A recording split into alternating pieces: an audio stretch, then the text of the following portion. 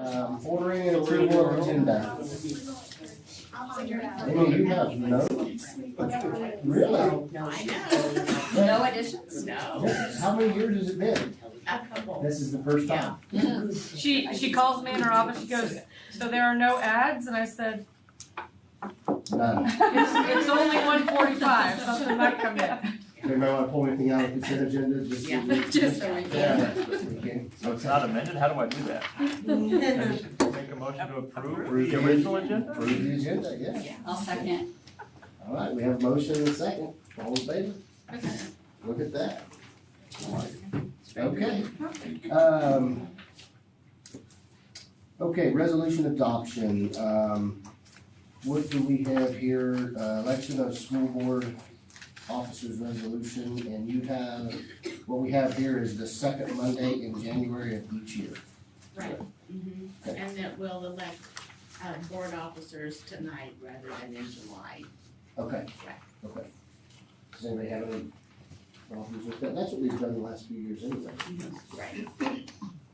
So I make a motion to keep the board meetings the second Wednesday and elect board the officers January instead of July. Motion, I'll second it. second, all in favor?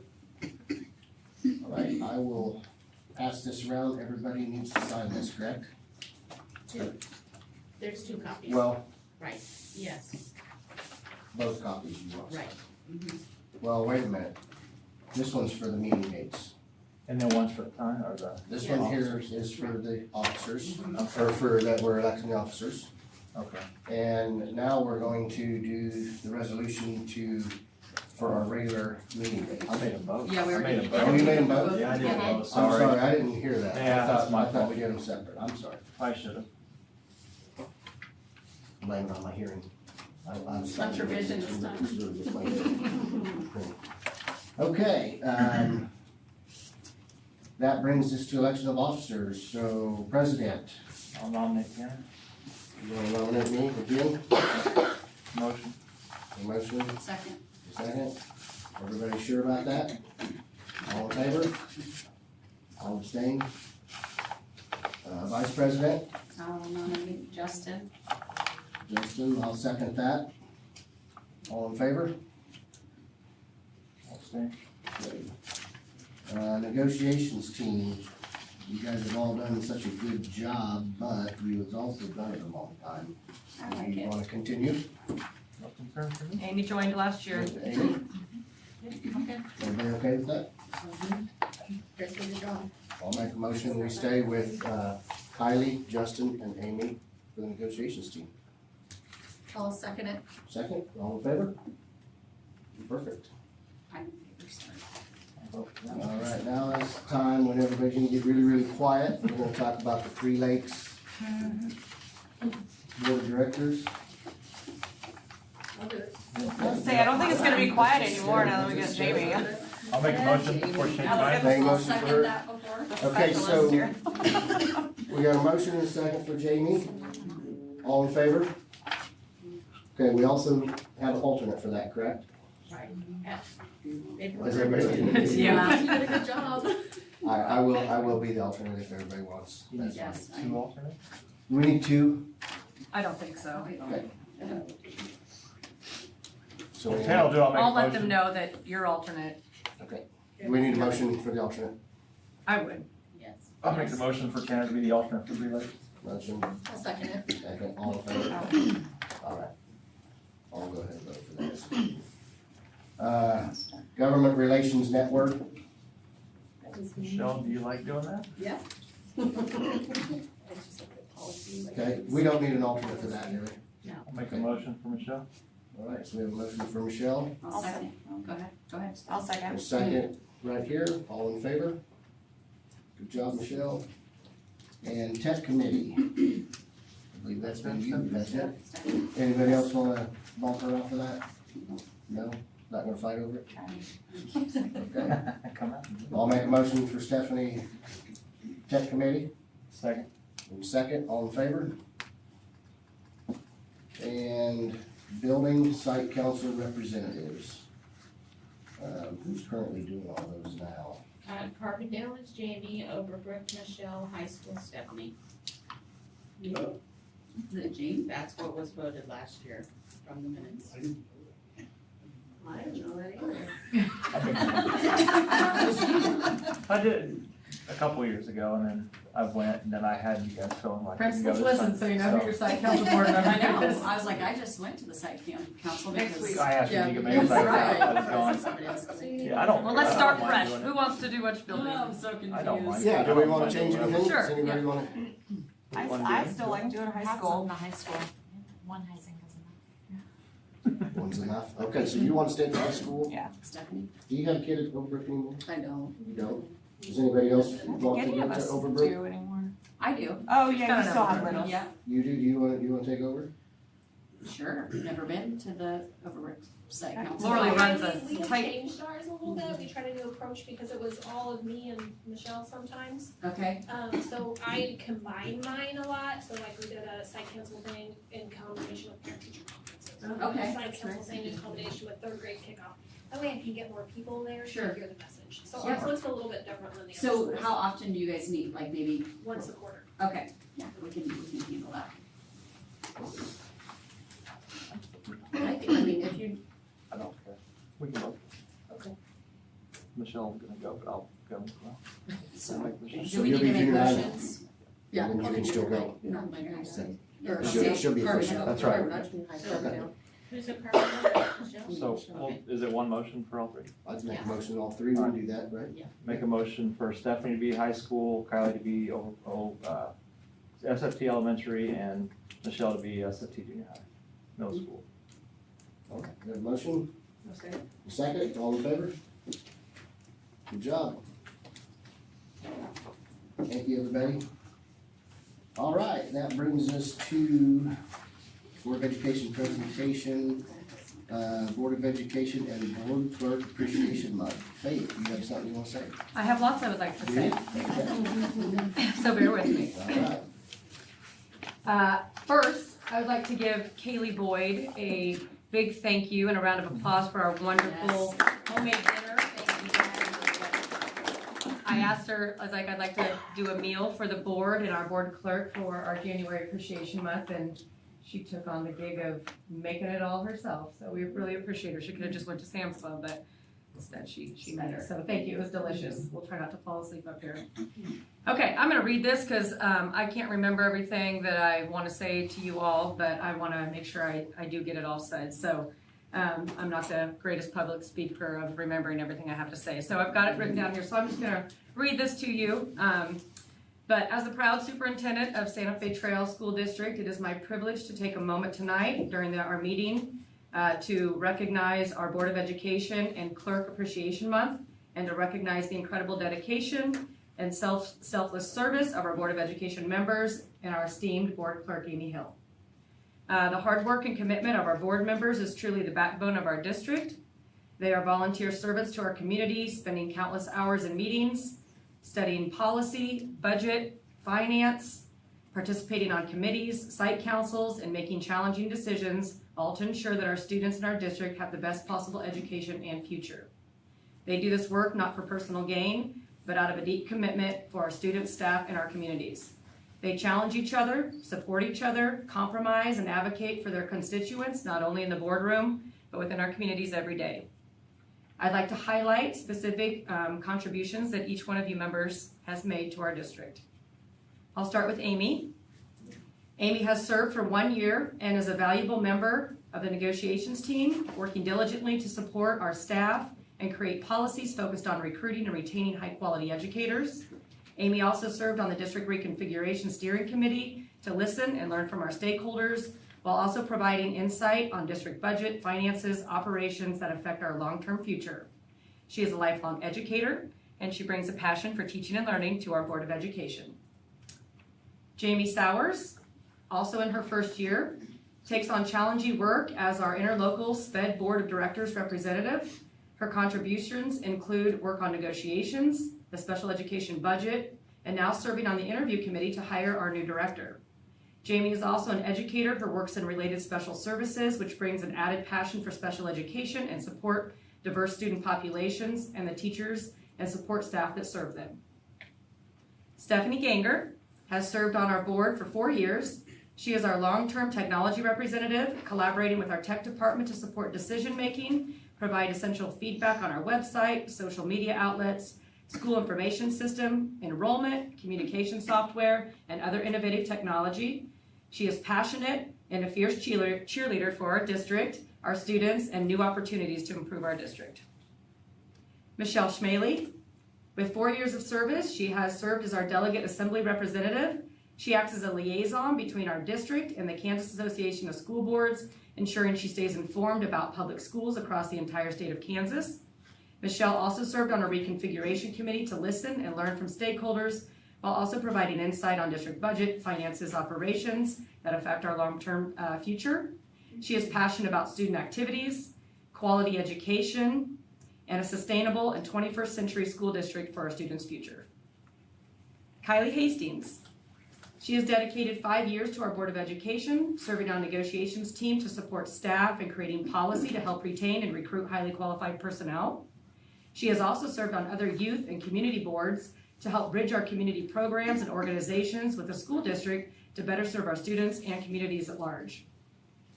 Kylie has high expectations and a strong passion for student academic achievement, student activities, and a prosperous future for our students.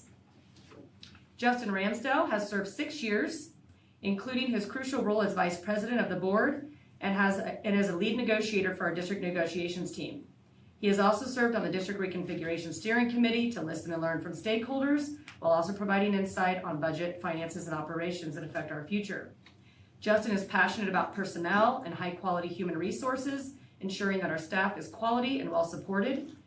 He also has very high expectations of our Friday night light bulbs to ensure a safe and fun environment for everyone. Inside joke. Lastly, and certainly but not least, Tanner Black. We can't thank our board president enough for his many years of service. He has served on our district for a tenure of 8 years, leading our board as a president for many of those years. He has also been a board of director member for our 3 Lakes Interlocal SPED board, supporting budget development, personnel, and negotiations. Tanner has dedicated more hours than we can count to ensure that our stakeholders' voices are heard, that our district is quality, and that our Board of Education is informed, prepared, and working together for the greater good of the district. Tanner has helped hire and mentor 3 superintendents, including myself. Thank you very much. And he has consistently served his community with resilience and integrity. Finally, I would like to take a special moment to recognize our Board of Education clerk, Amy Hill. Amy has been with the district since May of 1999, serving for almost 27 years as a Charter District Office Executive Administrative Assistant and Board of Education clerk. She has provided invaluable organizational and operational knowledge and leadership, serving 5 superintendents and multiple board members over the course of her tenure. Additionally, she is a member of our School Foundation Committee, where she organizes meetings, process, and procedures. She is my behind-the-scenes Wizard of Oz, as she knows the district inside and out. We simply cannot thank Amy enough for her commitment and dedication to the district. I want to personally thank her for taking on the young, new female superintendent and being a support system that I can lean on when approached with new challenges and opportunities. I couldn't do this without you. To all of our board members and to Amy Hill, our clerk, thank you. Your efforts and servant leadership is an investment that pays dividends in the lives of our students and every single day. Thank you all again for your commitment, and we deeply appreciate the time, energy, and wisdom that you all share with our district community. Charger proud.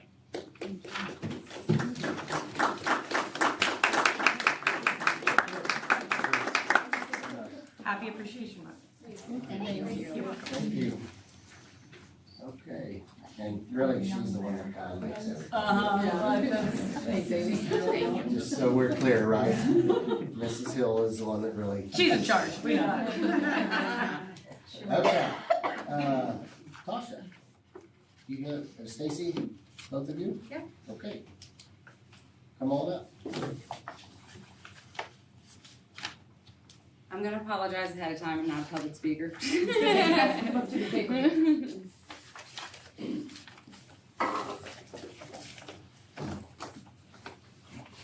So I just wanted to take a minute to thank you guys for meeting me. I'm Stacy Stein. I've been the food service director here through OPA for, this is my 3rd school year.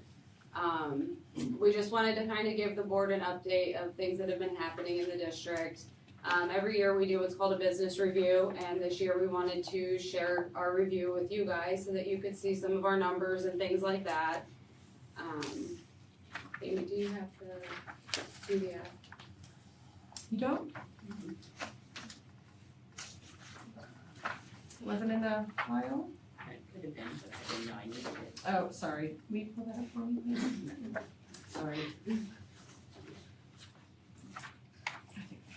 Technical difficulties, just a moment. It's my apologies. You have Okay, it takes my heart to Yeah, go. and they do have it in their book as well. Yeah, we do have it. Oh, okay. But that's okay. They Yeah, do we have have it it. in their book, yes. Yeah. If you can find it, that's fine. Okay, thank you. So I'll go ahead and get started if you guys want. So the first page just shows how OPA's in 9 states now and shows all of the areas around us that are OPA. So we have very close contacts. If we ever need anything, we have a strong team to be able to rely on each other, call for help, that kind of thing. This is my support team, Cindy Kubowitz, Byron Walford, Jack Kane, and Becky Klimka. And then these are just some pictures that we have taken from the start of the year up through December, just of our teams and some of the items that they do. For community engagement, we do have a couple of meals at Overbrook. We do a Thanksgiving feast, and then at Christmas we do a holiday feast or a Christmas feast. Carbondale does a big Thanksgiving feast also. Pictures of some of those events. These are some of the new item menus this year. I'm not from this area, so Crispitos was completely new to me. I have been hearing we want Crispitos for the last 13 years, and OPA was finally able to get them this year. We have had such amazing response from the kids with Crispitos and walking tacos, all of our new items that we have had this year. I feel like the kids have really liked. We've really seen a lot of gain in participation with those. The next one is a growth plan that Tasha and I kind of worked on a little bit together. Some of it is still ongoing. We have started the sub bar and pizza bar at the high school, and the kids really love that one. We are bringing back the salad bar, February 1st. It'll be on the new menu. Tasha received a grant for a new salad bar at the high school, so we are going to take full advantage of that and get that out there for everybody. OPA did a survey in the beginning of the year just to kind of survey the kids, the families. These were our overall results. It takes a lot of the favorite menu items that the kids are wanting, and so these are things that you see on our menu more often. Because that's what the kids are asking us for. So we try to keep kids' favorites always on there. Our breakfast program, as of December, I believe 4th or 5th, we served 16,622 breakfast meals district-wide. That has gone up a little bit. Second Chance Breakfast at the high school has been doing really well. The kids start out slow, but once we figure out what they want for Second Chance Breakfast, that's when we start seeing our numbers go up. We started what's called Turnover Tuesday on Second Chance Breakfast, where we make homemade turnovers for the kids. So we do apples, strawberries, blueberries, whatever in the pastry, and the kids seem to really like them.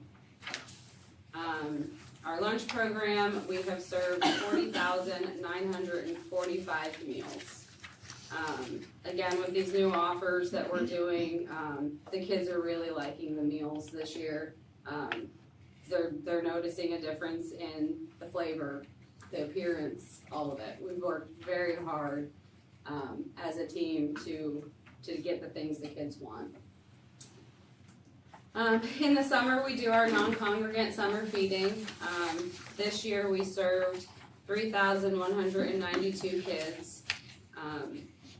For us, I feel like that's still a great, a great thing because we're fed that many kids that needed meals. We love that program. We think the non-congregant is great for everybody. They like to be able to come in, grab their meals, and go home. The next slide is just benefits of non-congregate feeding. I won't read all of it for you guys. I'll let you look at yours. And then this is just our percentages of meals we've served and some pictures of items that we have done. One of our ladies at Overbrook is very excited to be serving the kids. But that's all we have. There is a QR code on the back if you guys want to send any comments or anything to OPA. You guys have any questions? Thank you. Well, thank you. No, I was just here to support and answer any questions. I needed my hand held. Thank you guys so much. It really is great to meet you all. Thank you. Thank you, ladies. Okay, Horizon Award winner, Ashley Swanson. I'd like to invite Ashley and Mr. Malone up to the table, please. And I'm gonna actually let Mike speak on behalf of this award. So the Kansas Horizon Award is given each year to 32 teachers, 8 teachers in 4 different districts. Each district is allowed to nominate 1 elementary and 1 secondary person from their district. So if the over, 290 some districts in Kansas, that's a lot of entries.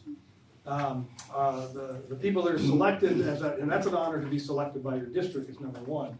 And then they have to do a lot of work. You have to do a lot of writing and get recommendations. And so the decision was made this year to nominate Ashley Swanson because of an outstanding first year she had last year, and that came from Austin. Austin was very emphatic that she was a great candidate.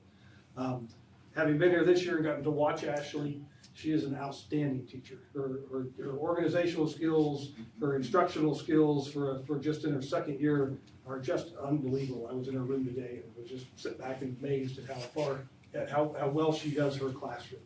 So last Tuesday, we received a call from the Commissioner of Education during our in-service, so we kind of surprised Ashley with that call, and she took it on speakerphone in front of you. Saw that post on Facebook. I don't know how well you can hear Randy, but Dr. That's Watson, pretty loud. It's pretty good. And she was recognized this year as a Horizon Award winner for the state of Kansas.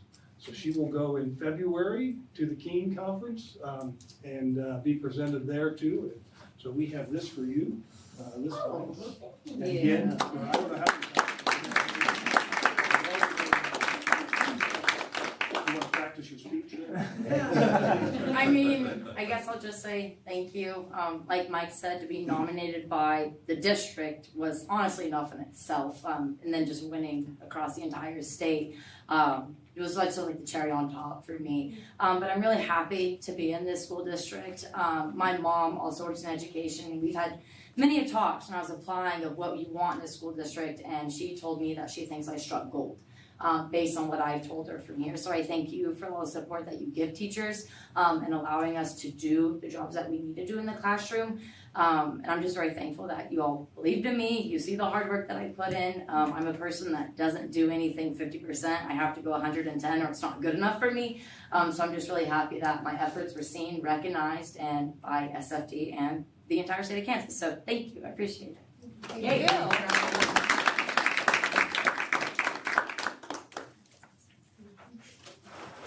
Okay. I'm off to training, so next stop. Okay, consent agenda. Anybody have any questions on it? Nothing? I want to point out we're getting the grant. Grant, Yep. yeah. Yep. That is nice, 25,000. Okay. Any other comments that you made on that? No. Motion to approve the consent. Okay, motion to approve. I'll second it. Your second, all in favor? Thank you. Alright. That brings us to personnel report. Faith, you need some time? Yeah, probably 20 minutes. 20 minutes? Yeah. Okay. Mr. President, I move we go into executive session to discuss personnel pursuant to non-elected personnel exception under coma, and the open meeting will resume in the boardroom at 6:45 with Faith Flory present. All right, motion, Second. second, all in favor?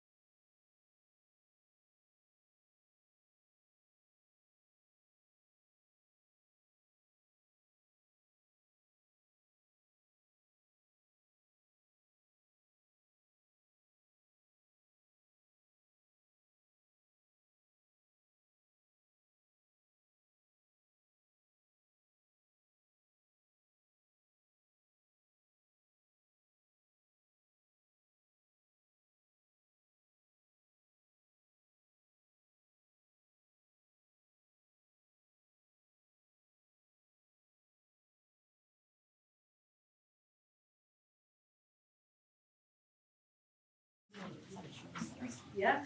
Okay. I'll make a motion to approve the personnel report as presented. All right, we have a motion. Second right here, all in favor? You with us now? Jamie, are you gonna? Yes, I You gotta am. get one back up now we're out here. All right, administrators. Mr. Ellis said he wanted to go first, right? That's what I heard. Well, we're back at it. I'll let Chris talk a little bit more about students' activities and everything going on. But we jumped into things on the 5th with teachers coming back to the building. I like the energy. I can definitely tell that people were rested and ready to get back at it. On the 6th, we had professional development.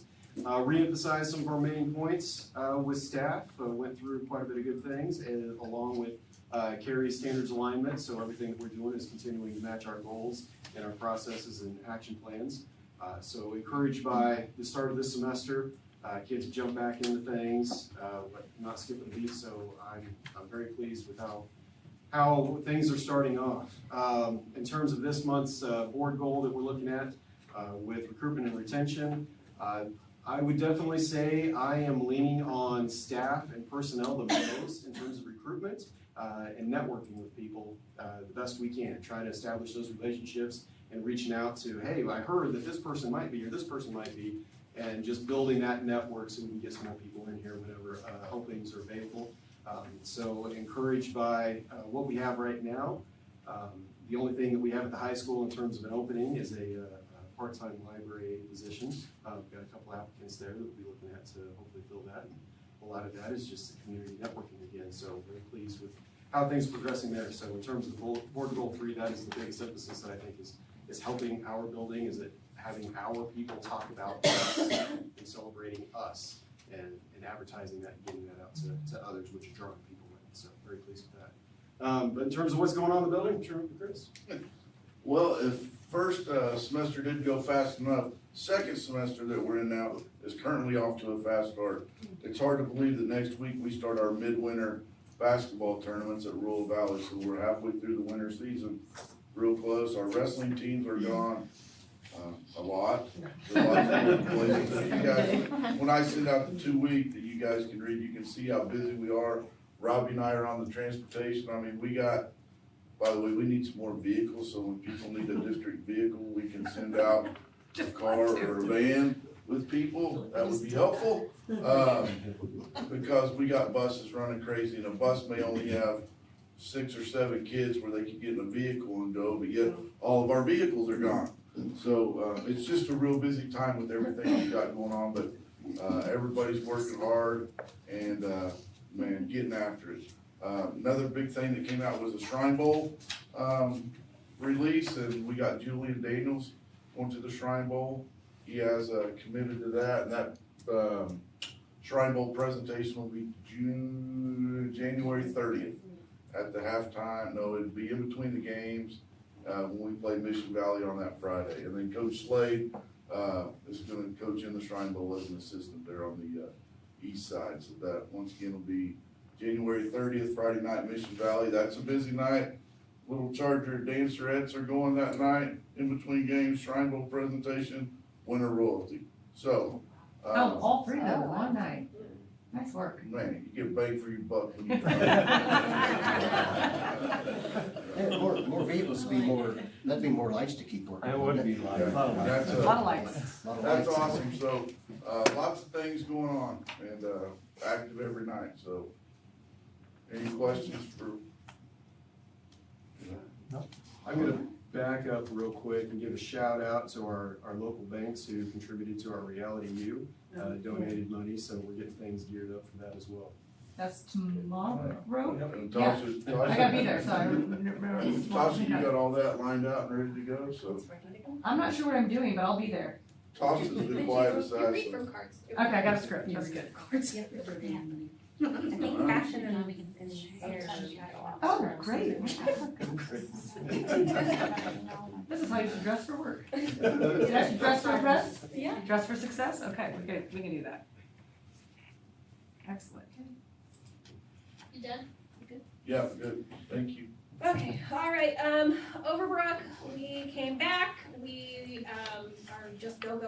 We just had our letter training again, we've met in PLCs, we looked at all of our fast bridge data, we talked about how, like, what changes we could make, we really focused on, and Carrie will hit a lot of this later, about like aggressive growth, modest growth, typical growth, and if our kids are flat growth, like what can we do? How can we help them keep going? Because right, we know some of our kids might not go between the tiers, but we want to keep making sure that they're learning. So that's been kind of that data focus, because we're also getting ready at the end of this month for third grade to start their interims. So we're getting all of that set up. We'll do our fast bridge progress monitoring, and some regrouping for all of those pieces. That's kind of a lot of January. We come back and we're like, here are some assessments as we learn more about you. For our board goal, it's recruit and retain highly qualified staff. I talked a little bit in here about just the highly qualified mentors. They actually met today. They always come back very excited, just to share information, and even like they've been partnering with some AI tools and how to utilize that. It's always fun to see them get excited about those. I actually tested it out too. I apparently need some help because it said turn your tablet, and I didn't because I thought that's stupid, and then everybody looked like Flat Stanley, so turn the tablet. I talked a lot about school climate and culture. We've really been trying to focus on that in the building.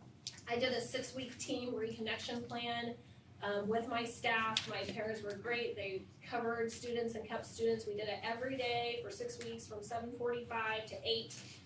Week 1, we focused on resetting and reconnecting and just talking about challenges between teams or in the building or just different things, and having like that gratitude and kindness.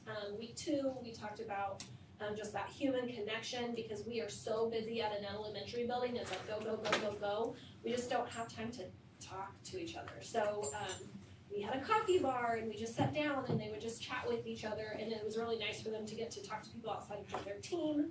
Week 3, we worked on appreciation, and we have shout outs and a wall of wins there up in the building, and everybody drew a staff member, and then they had to write something meaningful about that staff member, and we put those out to see. I actually see a lot of parents or visitors reading those. They think that's kind of cool. Some of them took like Mr. Roberts always calls himself Lord Roberts, so his person turned his into a scroll with a feather pen.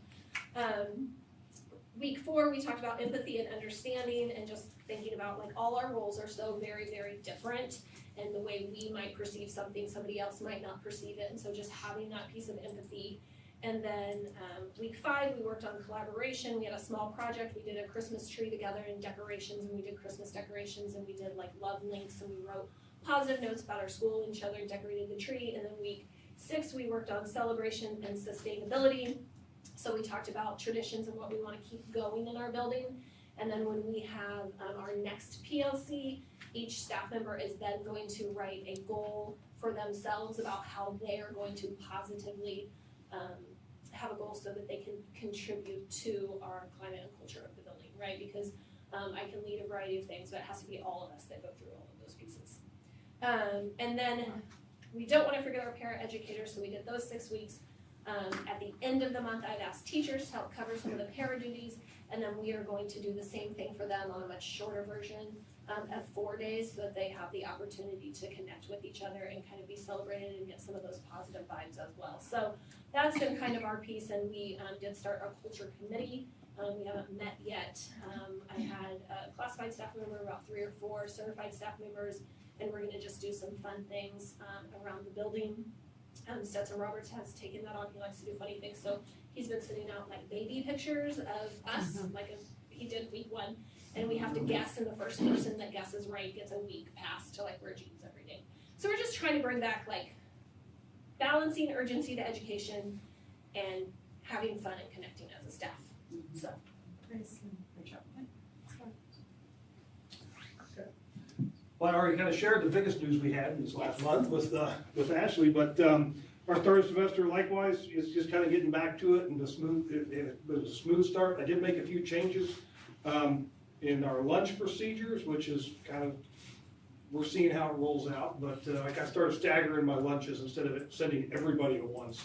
And the idea was to not have 80 middle school kids all standing in line at the same time. So it certainly improved that side. We're getting in and out of the serving line a whole lot quicker, which actually gives kids more time in the lunchroom. But it created some other things. Kids aren't all tickled out, but overall it's good.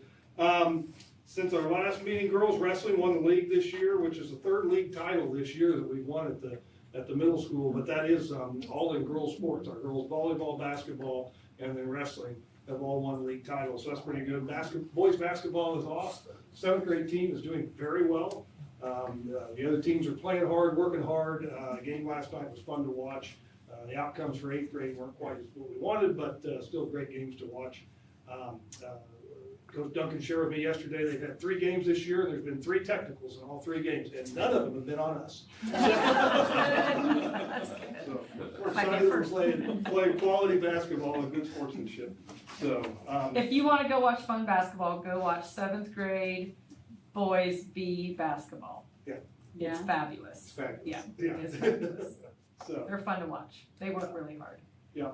Ended last semester with the annual Christmas Sing, which actually I'd heard beforehand could get a little crazy, but they made some adjustments this year. It was a lot of fun. The kids seemed to really enjoy it. Played some games, sang along with the choir kids, and so that all went really well. And the recruitment and retention piece, years ago I was somewhere and I heard somebody say, used to be people didn't leave their job, they left their boss. But nowadays, the younger generation don't leave their boss, they leave their coworkers. And so I think one of the strongest things we have right now at CAC is our teams are really tight. So when I go into collaboration meetings and those kind of things, they collaborate really well together, and I think they support each other so well that it's a great retention piece for us. We did plan a staff Christmas party this year, so we got together outside of the building and had a little fun, did a white elephant gift exchange. I now have a book of how to say things to HR without getting in trouble. I'm trying to use those on Facebook. I don't know why I ended up with that one. So, but we Perfect fit, Mike. So those kind of things I think are important to build that staff team and that staff morale and culture in the building. Recruitment wise, we do have just a couple of openings right now, and I think like Kyle said, using my staff and getting that word of mouth piece out, and if they know people or have taught with people in other districts that would be good fits, please get them to apply, and so hopefully we'll get those filled soon. So. I'll let Carrie go here in a minute, but I just quickly want to also touch on recruitment and retention. Our district's worked really hard over the last few years to meet those board goals of making sure we retain our quality staff and that we go recruit really great people around the state in a very competitive educator field these days, because there's not as many educators as there used to be, and there's still the same amount of school districts. So we almost have to go fight for them with our credibility. And I do believe, I talked to you about this in my Friday notes a little bit, I do believe we've made a really good name for ourselves in just our local area. Our name is out there. People know who we are. We celebrate a lot. We've made the news for very good things. And in the past, sometimes that wasn't great news, but I think our most, last 2-3 years, we've had really great just media coverage on us, whether it's the grants we've won, the programs we're winning, the athletic and activities programs we've got going on, student awards and academic achievement we've received over the years, national awards, national recognitions, and statewide recognitions. I think that, people come up to me and tell me about Santa Fe Trail now. They ask me about Santa Fe Trail when maybe they didn't know where that was before. Carrie had a principal come up to her at KU asking her about Santa Fe Trail. I've heard I want to come work for you. I've heard great things about this district. So I think it's the new type of recruiting. It's not that we're not still partnering with colleges. We are. I've got all sorts of partnerships. I'm on committees. We go to recruiting fairs and all those things. But we go there and these teachers already have jobs. They've already been recruited. They were recruited a year before they were even out of school. So it's a different game. But we have things to offer. People also like the small school setting. They like our community feel, our staff. And we've been telling our story. That's been my theme for the year. I told the staff that at back to school convocation day that this year I want everybody telling their story. What are we doing great in our classrooms? We tell a lot about activities and athletics, but I want to know exactly what's going on in your classrooms every day. And so every time I see something great going on, I post it as tell our story. Today, Kaylee Boyd took a few minutes out of her job to go sit down and read with our preschoolers, little tidbits of just good things to sprinkle out there all the time, all the way from our Horizon Award. So these types of things I think are really important for us to just kind of make a name for ourselves. And then, we try to celebrate people. I think we take good care of our staff. We try to recognize them. Our Charger of the Month is still a hit. Dwayne makes his rounds every month, and I think it's been a really great thing for our staff. Our negotiations teams have done a great job of having a very competitive salary for our calendar that we have. We're almost at $50,000 a year. I know what it was when I started teaching, and it wasn't even close to that. So we've made a lot of gains in the last 4 years on our salary increase for our base first-year teachers coming in. So I'm very proud of all of these things, and I can't thank our administrative team enough for working on recruitment and retention, as well as our staff and our community for spreading the word about the great things that go on here at Santa Fe Trail. So that's what I have to say about that. Carrie? Okay, here's our favorite, date time. Which one are we doing first, Amy? CDN. Okay, CDN, this is basically a fluency 1-minute reading. We are looking at this data specifically tonight because for the last year and a half with our TASM work, we have focused specifically on our fluency. Because when we looked at our FastBridge assessments and we kind of pulled out the different pieces of the FastBridge assessment, we really noticed that our fluency was lacking quite a bit. So this year I really wanted to pull it out individually and look at it. In 2nd, 3rd, 4th, and 5th grade, all students have to take the CDN. And then once middle school starts, only students who are below benchmark take the CDN. Okay, so we'll talk about that more in a minute. I also put on there the growth charts because I think that's the most important thing. I always preach to the teachers, like, yes, the numbers are good and it's important, but let's talk about the growth. Do we have aggressive growth, typical growth, modest growth, or flat growth?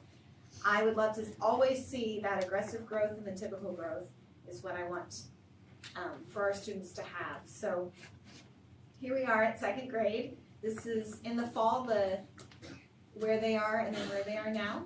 And so, but we see that really aggressive growth. And I think you also need to understand about the CDN is it is a very aggressive test and that the numbers are very high on what the benchmark is. 8th grade, they want them reading over 200 words a minute. And I don't know if you've ever tried to read 200 words a minute, but you are literally like that. You just sound very, very, very, very fast. And so please also understand that it is aggressive in that manner. So that's 2nd grade. I'll have you scroll down. Here's 3rd grade.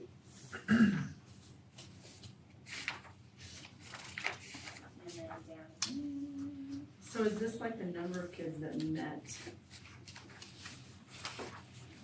like a certain number of words per minute in Tier 1? Yes, so Tier 1 is benchmark. Okay. Tier 2 is that almost to benchmark, and then Tier 3 is below benchmark. Yes, that's a great question.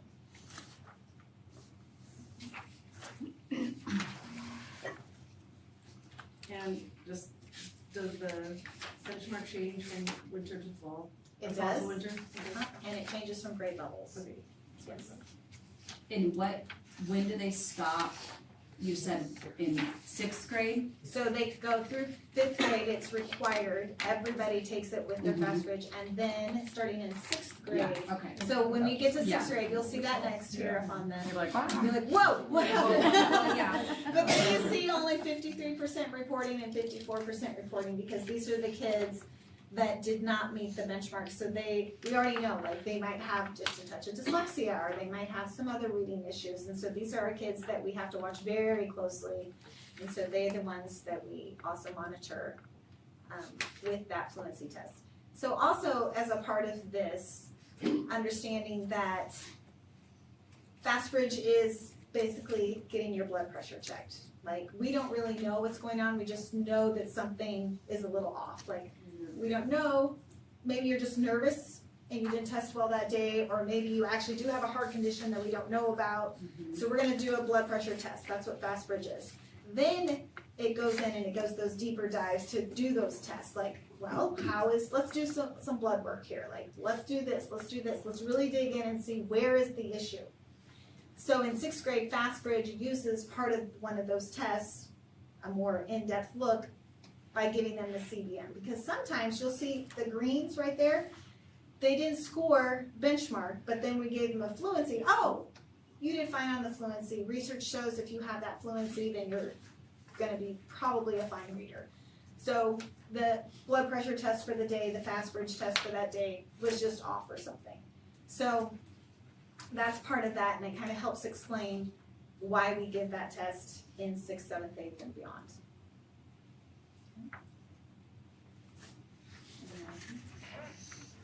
But I love this grade level here is the 7th grade. They had 0% at flat growth. So they were very aggressive or typical growth, which is what we want to see.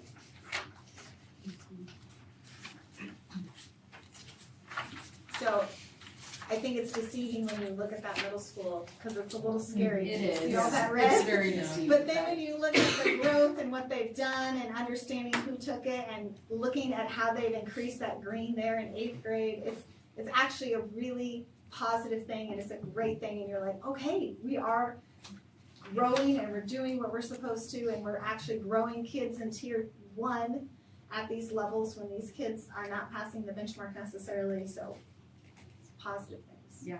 Yes. All right, so then you can go to the other one. All right, so I did not do the longitudinal, I just did for this year for our FastBridge. We'll look at longitudinal in the spring. Okay. So here is preschool. Typically, since I've been in education and since I've been doing FastBridge at many different schools, I usually do see a winter dip. So the winter dip, and we all talk about it in education, the winter dip doesn't really scare me, so I don't want it to scare you either. It's just kind of a little dip. But still, really strong numbers there in preschool. So, 1st grade.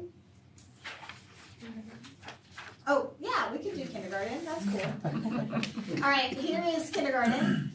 They had very, very strong numbers.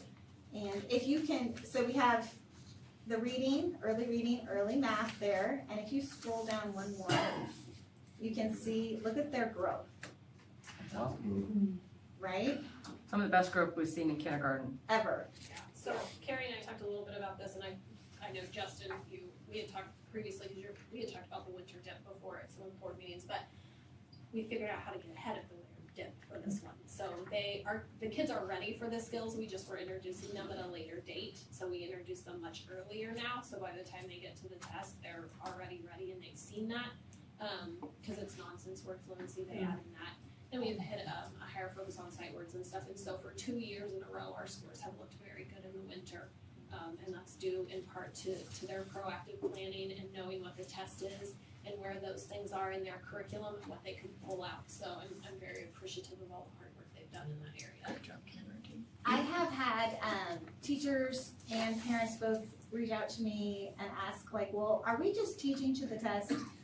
And this is what I say to that question, because I'm sure you probably thought that as well. And these are all very basic literacy skills. Letters, sounds, nonsense words. If you are teaching these very basic literacy skills, you are teaching the beginning of literacy. So unless you are printing off the actual benchmark test and sending that home and having them do that, what you're doing is not teaching to the test, you are teaching basic literacy. And so what FastBridge does is testing, do they know the basic literacy? Do they know their sounds? Do they know their letters? Do they know how to sound outwards? And the whole point of nonsense words is testing, can you take all of these sounds, blend them together, and make a word? Because that's what you do when you're learning to read. To us, the word is cat. To kids who are learning to read, it's C-A-T, right? Like they have to blend it together to figure out that that word says cat. And nonsense words is a really good measure to see, can you synthesize all of those things? Can you take sounds, letters, and then blend it together and then figure out and then make it into a whole word? And so that's what FastBridge is testing, and that's why they do nonsense words. So when people say to me, we're just teaching the test, I said, we're actually just teaching early literacy skills. This is what we should be teaching. This is what we should all do. So there's some times where maybe the sight words don't match up because maybe what FastBridge has as their list of sight words and what Open Court has as their list of sight words, that's different. And so that makes sense to kind of line those up so that we can give that advantage to our kids. But otherwise, everything else is truly reading skills, right? Jamie's right there with me. Yep, yep, exactly. Yeah, preschool started using the same cards as we are doing, so that exposure is helped too. So the kids are like, oh, I already know that one. All right, so first grade now. And Amy, I want you to know I did change the 80%, 100% and all that stuff. And then when I hit enter and it made the graph, it literally changed it back to the other way. So I'm obviously not smart enough to figure out how to make the graphs work. But I want you to know I did try for you. Thank you. I was like, why are you changing? That's so irritating. And then can you scroll down to the growth? What I'm talking with my teachers and admin about right now is in your collaborations, I want you to individually pull out the flat growth students and the modest growth students. Talk about their names, what they got, and then what are we doing to help that? Like, what's our plan? We've got to figure out something, and it's not just a whole group, but like the individual names of those students. What's going on? How are we going to address that? All right. Second grade? Mm-hmm. Yeah.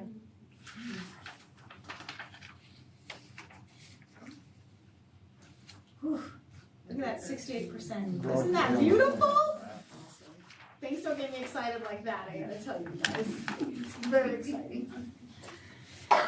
Third grade?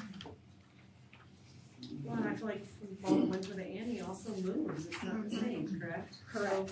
It's not It the gets same harder. skills, it gets harder. It's much So I feel harder. like- I mean, that's good too, knowing that it's not the same, but it's even harder in there. Fourth grade?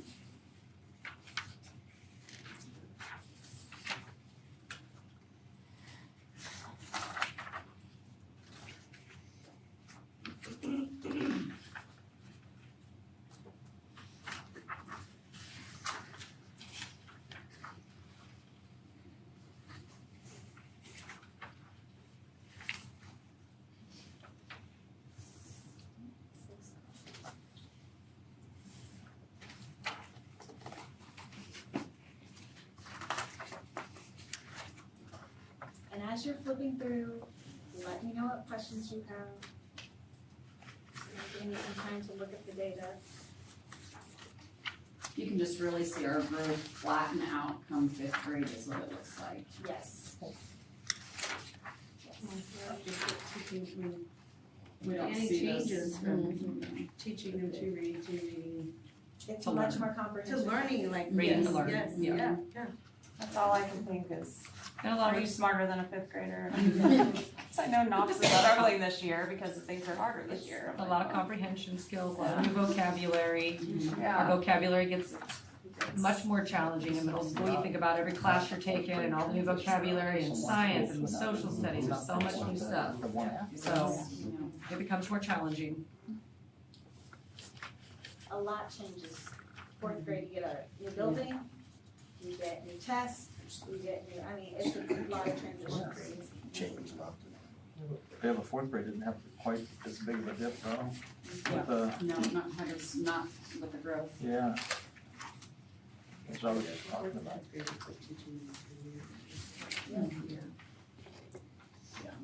Eighth grade?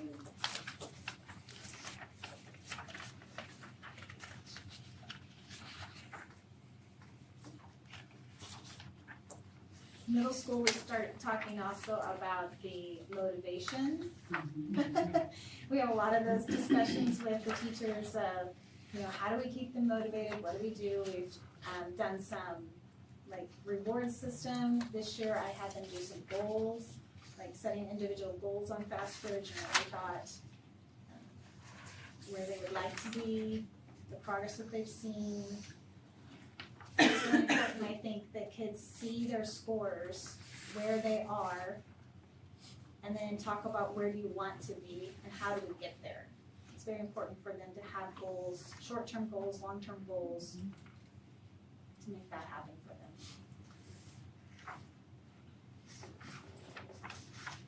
So like in ninth grade, I know once they hit benchmark, they don't have to do this anymore. Correct. So So the then first you one see was it. 98, Yeah. the second was 31, so only 31% took. Okay.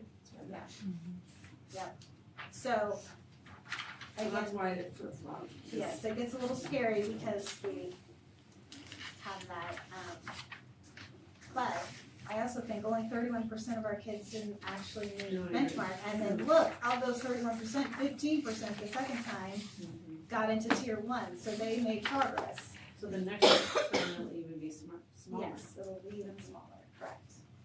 I mean, it should. And with our new MTSS structure at the high school, students see that this test actually does make a difference, because if you don't get onto benchmark, then we are going to do some more testing and see, like, do you need to go get some intervention in comprehension, or intervention in fluency, or intervention in something else. We have seen great success at the high school with our interventions that we put in place. The MTSS program is doing beautiful. Students are working in very small groups with teachers, like 4, 5, 6 kids in a group, and they're doing the reward science, which has specific academic vocabulary, and it has the word strategy where you're trying to figure out 3 and 4 syllable words, how to break those apart, learning prefixes, suffixes, all of that great stuff. And the kids are actually working really hard and enjoying it, and so that's been really a good thing to see. I love walking around to see that. Yeah, 12th grade, what are we on? 10th grade. Okay. So then as we go up each year, a little bit less and less.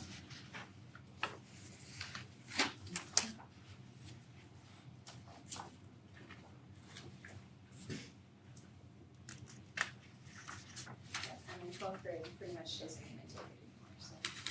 It's at the point in 12th grade where if we put up numbers, you'd be like, I know those poor kids, right? So we don't wanna do that. Do you guys have any questions? Good work. We are excited for our spring scores to see what happens. Go from there. Thanks, Karen. Thanks, Karen. Thank you.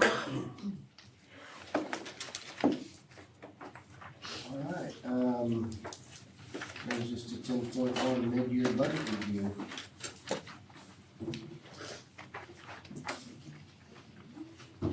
So my goal was to feed you guys, make you tired, so in that way.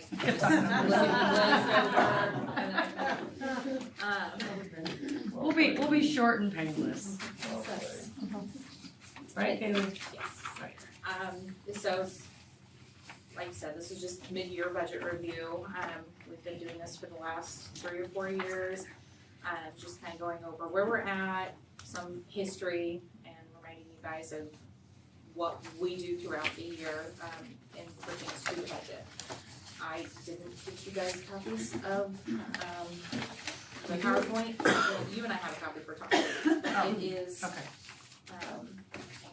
Maybe it's full, I'm sorry. So, just a reminder, the budget's not just something that we're like, oh, mid-year budget review, let's look at it, you know. Faith sends you guys monthly updates on it. If there's any big news about money, she usually updates in Friday notes or sooner as needed. But we do reports on it all year long, we're talking about it constantly. So it's not just a one and done budget meeting happens and next July we're, oh yeah, let's do it again. Do it again.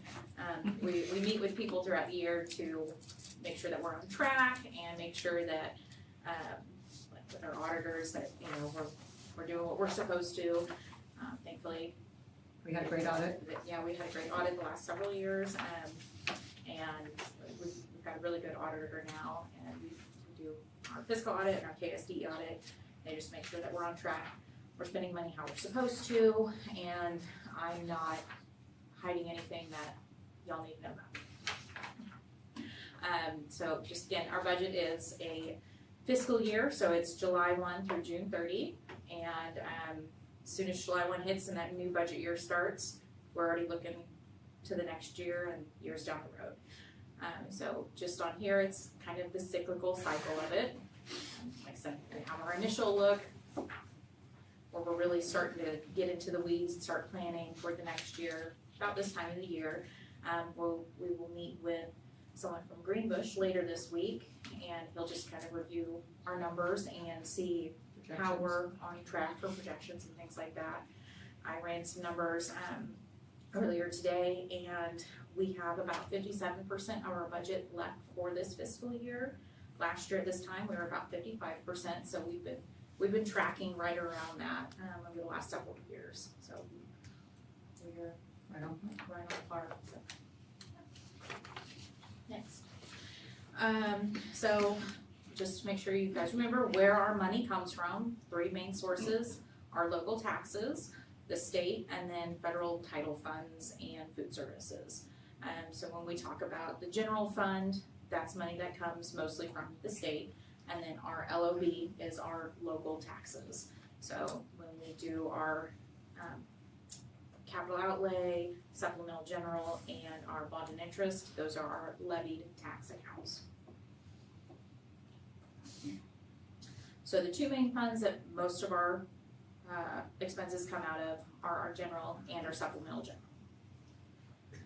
And the ways that we can use those, the general fund is unrestricted, meaning it can be spent basically on anything and everything we need it to be spent on. The funds can be transferred out of there, except for I cannot transfer them into the supplemental general fund. And every year, this fund has to be spent to 0. So if I say my budget is $10 million, I have to have all $10 million of that fund allocated out by the end of the year. And every year there's also required transfers built into our budget, so things for SPED and for our K-12 at-risk. Supplemental general is also unrestricted, and that means it can be used for almost every type of expense. I cannot transfer from supplemental general into general. It's just one of those not allowed things. And I also cannot transfer it into our capital outlay, but it's another one that has to be fully expended every year. And like the general fund, it also has required transfers. And then we also have other funds. So the funds that I'm transferring into are categorical funds. So that is our at-risk, our bilingual, contingency reserve, driver's ed, food service, preschool at-risk, professional development, CTE, SPED, textbook, and virtual. And then the next one is our local taxes. So that is our supplemental general, capital outlay, bond and interest. So when we do our mill levies in August, September, whenever we have those board meetings, that's what we're putting that money into. And on these funds, it is limited on most of what we can spend on. So I cannot purchase certain things out of capital outlay. Like I cannot pay my salary out of capital outlay. Faith's salary can't come out of there. We can purchase large sports equipment type things, non-consumables, so not like baseballs and footballs and things like that, but let's say we need a new pole vault mat. That's something that can come out of capital outlay, just as an example. So part of that with the local taxes is our mill rates, and this is just a condensed mill rate trend since 2018 fiscal year. And as you can see, our general, that stays flat at 20%. That's the max that we're allowed to get from the state. So 20%, or 20 mils, excuse me, not 20%. The LOB, we usually stay right around 18, kind of fluctuates a little bit. And capital outlay, that usually is right around 8. And bonded interest, I believe, has been right around 4.6 over the last several years. Pretty healthy. Yes, it's, yeah, we're not going like this with our mill rates. We're staying pretty flat, which is what we've been trying to do. We talked about restricted funds, things that I can and can't spend money out of, or can only spend specific funds for, so like bond and interest, that only gets to pay bond and interest.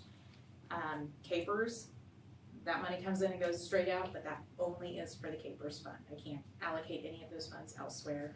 And same with federal funds. So title money has to go to title expenses. And a few years back, Esther was part of those federal dollars, and we have to specifically allocate that out. This is Esther money, this is how that's going to be spent. Let's see, the next one is the district's main expenses. Out of our expenses, 68% are spent on these 7 categories, with 38% being our personnel, which is salaries and benefits. We talk about, maintaining quality staff and recruiting quality staff. This is a big part of it. Any school budget you're gonna look at, most of their expenses are going to be within their personnel and staff benefits, things like that. The next highest expense is SPED, and that is at 12%. Even with our large increase this year, last year I think we were at 11. So it still is a large portion of our expenses. And then from there, those are the other ones that are the rest of our large main expenses. As you can see, bond and interest right now, it's only at 1, but 1% of our total budget is still a significant amount. And then this is just a graph. The purple on the far right, my far right, Bell's far right too. That is the projected expenses for 25-26. That's what we've budgeted. I should say it's not projected, it's what we've budgeted, what we've allocated towards those lines. However, the left of that are numbers that are actuals. So next year that purple will come down to where our actuals were. So keep that in mind. It looks very inflated, but that's just what we budgeted for. So we have authority if we need it, but that actuals will come down. The only one that I would say won't truly come down is SPED. Those expenses are fairly set. There's a little bit of leeway within the transportation side of it, but our assessments and our flow through are pretty much set. So that, it might change a little bit, but not a lot. And then if we take out salaries, what's the next one? You can definitely see that SPED is by far our largest expense with, let's see, the next highest purple line is probably a tie between our benefits. So that will be what we pay in taxes for employees as well as what we're paying in unemployment and health insurance. So between that and then what we're anticipating, what we've budgeted for textbooks, curriculum, and related expenses.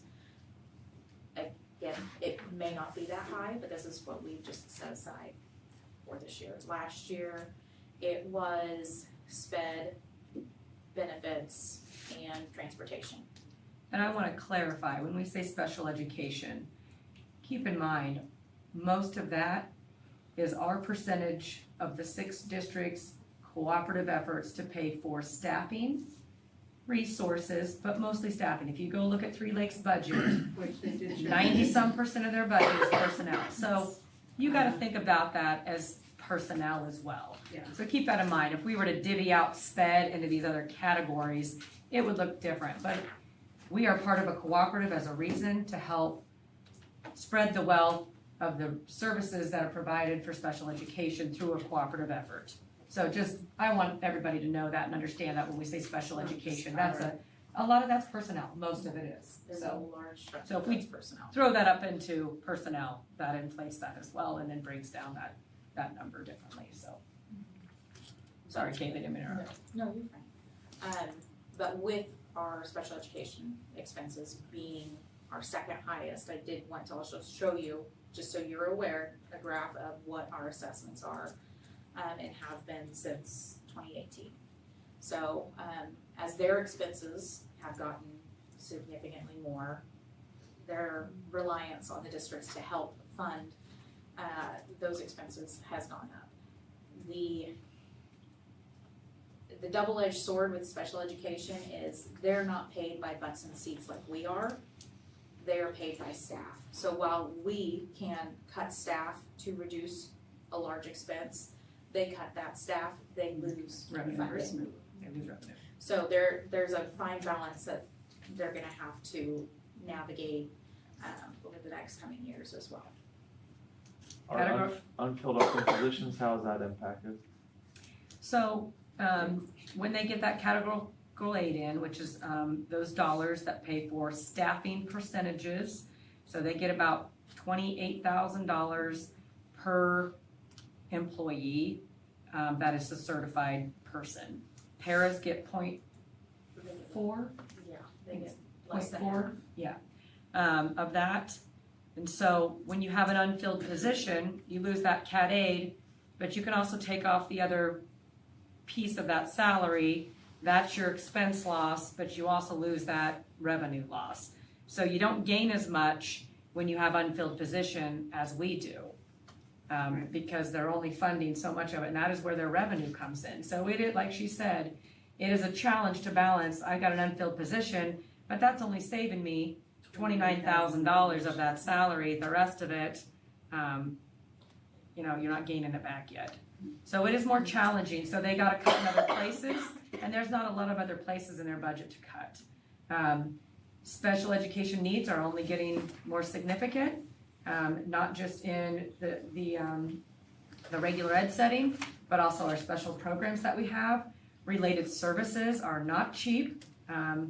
People that are in speech pathology, that are in physical therapy, OT services, school psychs, those positions are very pricey.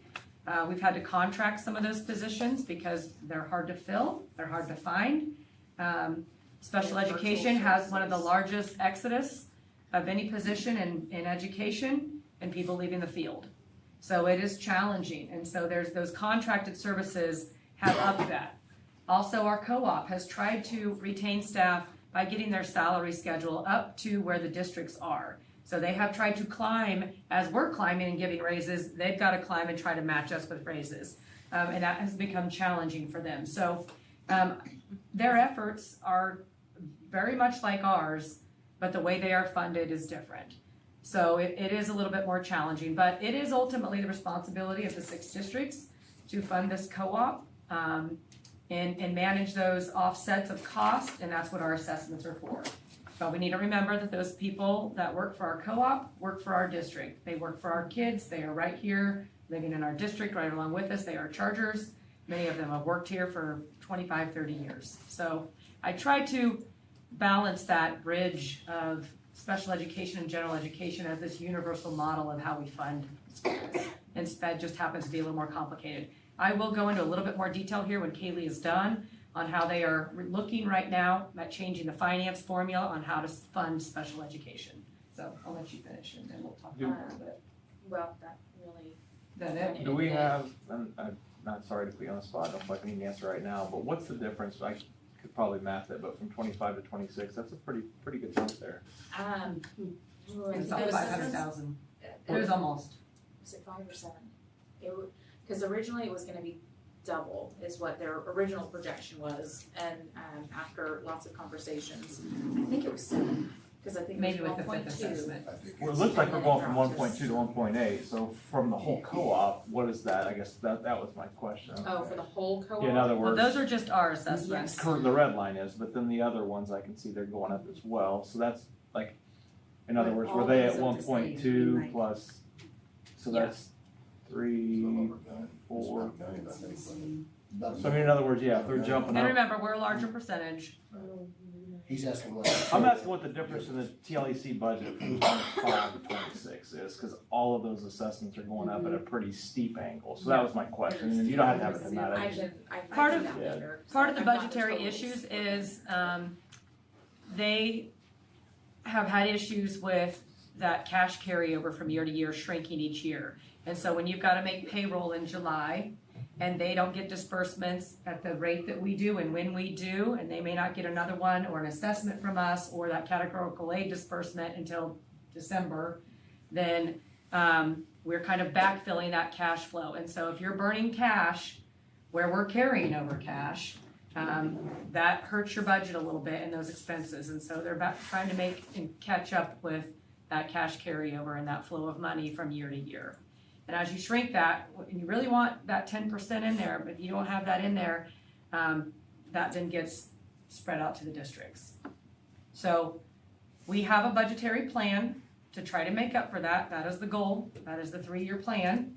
We are working with some people, but we've got to, right now we have an interim director. We are hiring a director, and my greatest priority is to have budget management, have recruitment and retention of staffing, and really work through a 5-year financial plan that we're not having this significant increase. It's one thing to have increases, it's another thing to have that much. So we're working on that. I expect that out of the co-op. I expect that out of our co-op board and our representatives that sit here on our board to advocate for those things and to really work on that. However, I will say that also makes hard decision making when it comes to where you're spending money is on your staff, and there's raises that people want, and you're having negotiations, and those things are very challenging to navigate when you've got a union and staff that are asking for something, and we don't have quite the money to give them what they need. And so we're challenging on how to balance not losing staff walking out the door because they want the raise they want, but also providing something to show forth that we value their work and their quality work. So we don't want to lose our special education staff any more than the co-op, because those are our staff educating our members. students, and They are. I mean, So we don't ever really anticipate that going down. I mean, I would like it to be flat. I think we could get it to go down if we got our cash up to carry over each year. But I mean, we've had some flat years where we haven't had increased assessments. Now, I have also been told that maybe we should have had some smaller increases there, and maybe we wouldn't have such a steep incline here.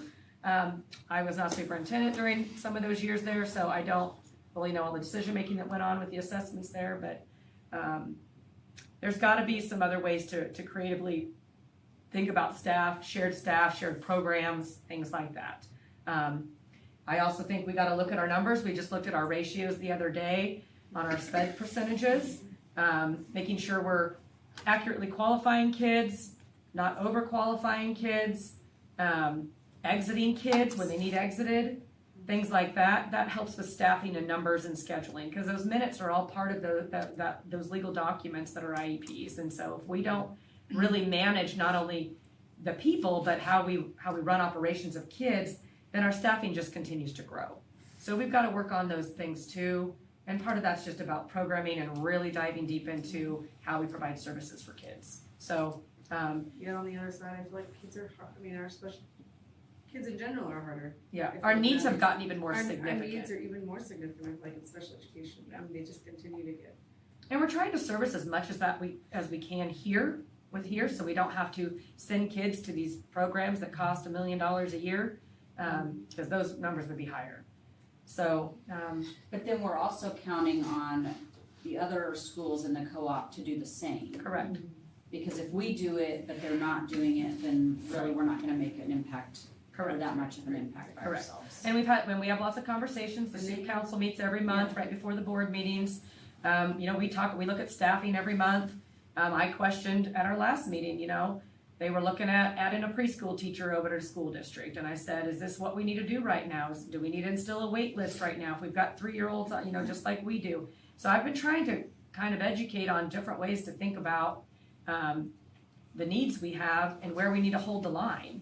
And then where our greater needs are with maybe classified staff. Because I think there's sometimes a discrepancy on the classified needs and the certified needs, and they're not the same.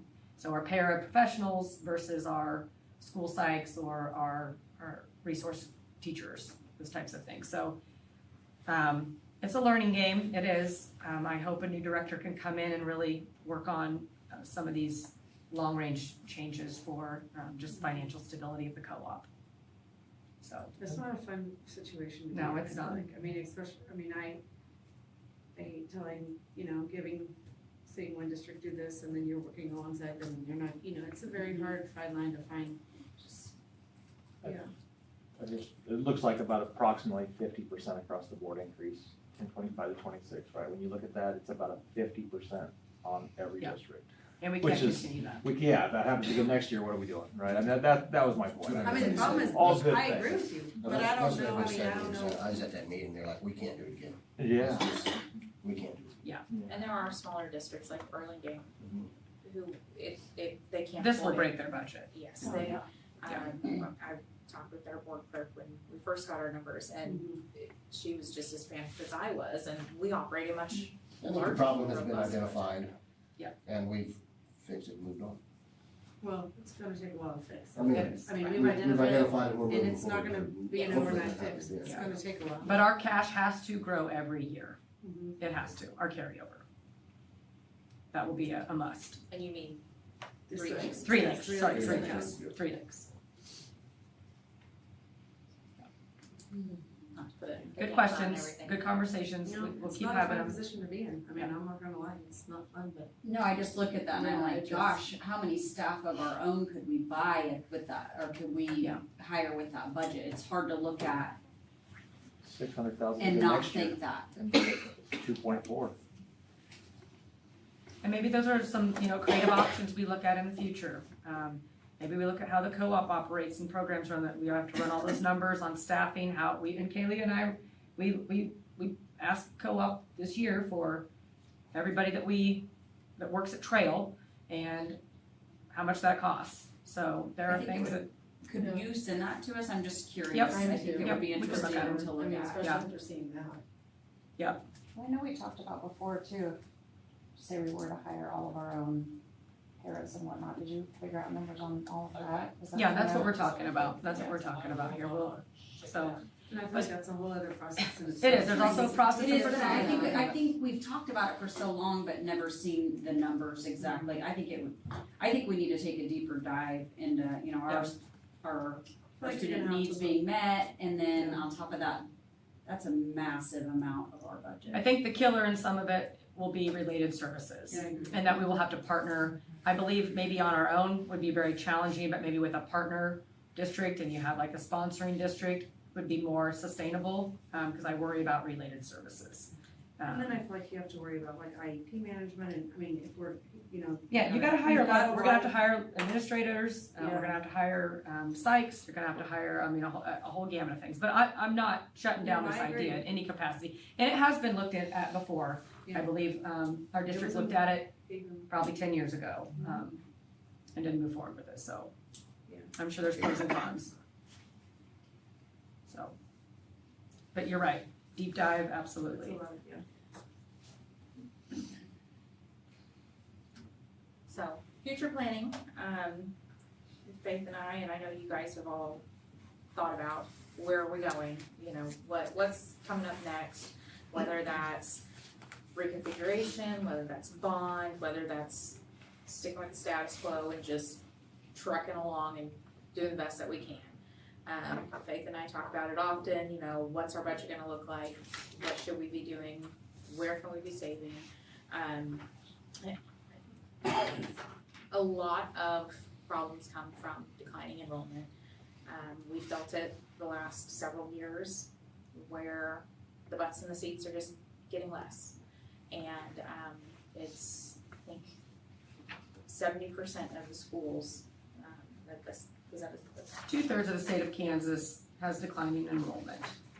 There's a few that are remaining flat, and there's a few growth areas. They're usually urban areas. Spring Hill is the largest growing district in the state of Kansas right now.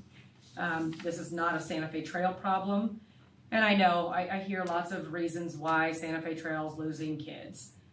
I'm not saying none of those reasons out there are legitimate things, that there's a million of them.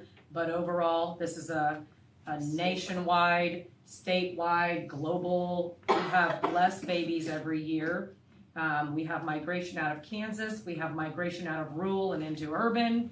We have, we have competitive schools popping up all over, private, virtual, things like that. The ability to find a job in rural communities and have sustainable housing, things like that. I did provide for you just a little informational sheet for you to read over. I'm not gonna cover all of this tonight, but these are just some things to be thinking about as we're thinking about future planning. Declining enrollment obviously is just something that we're just gonna have to monitor, and we're gonna have to make decisions about how we're gonna tackle it. Reconfiguration is part of that conversation in sustaining buildings and schoolhouses and paying for facilities as a continued expense as we have fewer and fewer kids in these buildings, and how does that look? You guys have done significant work on this project. I know it's not easy, but it is something we're probably gonna have to continue to talk about, whether that's this year, next year, or in the future. There is a new education funding task force. The current finance formula in the state of Kansas is to sunset in July of 2027. Right now, there's a current educational task force committee working on this. There's a few educators on it, legislators, and other committee members working to really look at our current finance formula, which I know it's complicated, but I really like it. We are the most funded we've been since I can remember in decades. We get weightings that make equitable education for rural schools, for small schools versus big schools, for special education, for at-risk. And I know that it's not perfect. It's hard to make everything across the state equitable unless you just stick every dollar in the pot and just distribute it equally, but that's not how it works. So they put these weightings on things to give people a fair shot with the challenges and the at-risk factors they have, or the other sustainable methods in the formula that they need. So like small schools get a certain weighting, huge schools get a certain weighting. Transportation gets a weighting. Students that qualify for free lunch get a weighting. So there's quite a few of those. I put those in your sheet there, but you need to watch the news. You need to watch KASB emails that you get, things that you get in your email from certain groups around the state that are working on lobbying for the efforts to keep and not sunset the current finance formula. I would say right now that I'm an advocate that we do keep it. Mostly for the sustainability of what I know we have and is good, because I've seen what block grant formulas have done in our past. I lived through that as a teacher with no raises for 4 years. I have seen weightings disappear that then go into base state aid that then is not equitable across districts. And as your superintendent, I think as a school board, it is going to be very wise for you to talk to your legislature, talk to your representatives in our area. If you want to go to a school or state board meeting with me and be listening to what they're talking about on the state board, because those people then go over across the street and talk to the legislature about how to plan for how we're going to fund schools in the future. I am an advocate for the current plan that we have. I think it's worked well. I think Governor Kelly has done a fantastic job in funding schools. Special education dollars have gone up. I know that the biggest hang up in all of this is tax relief on property. And I know that our Kansas property owners have just seen significant increases in their tax dollars over year. So how do we then alleviate that or flatten it so we're not increasing so much? And I think there's ways to do it.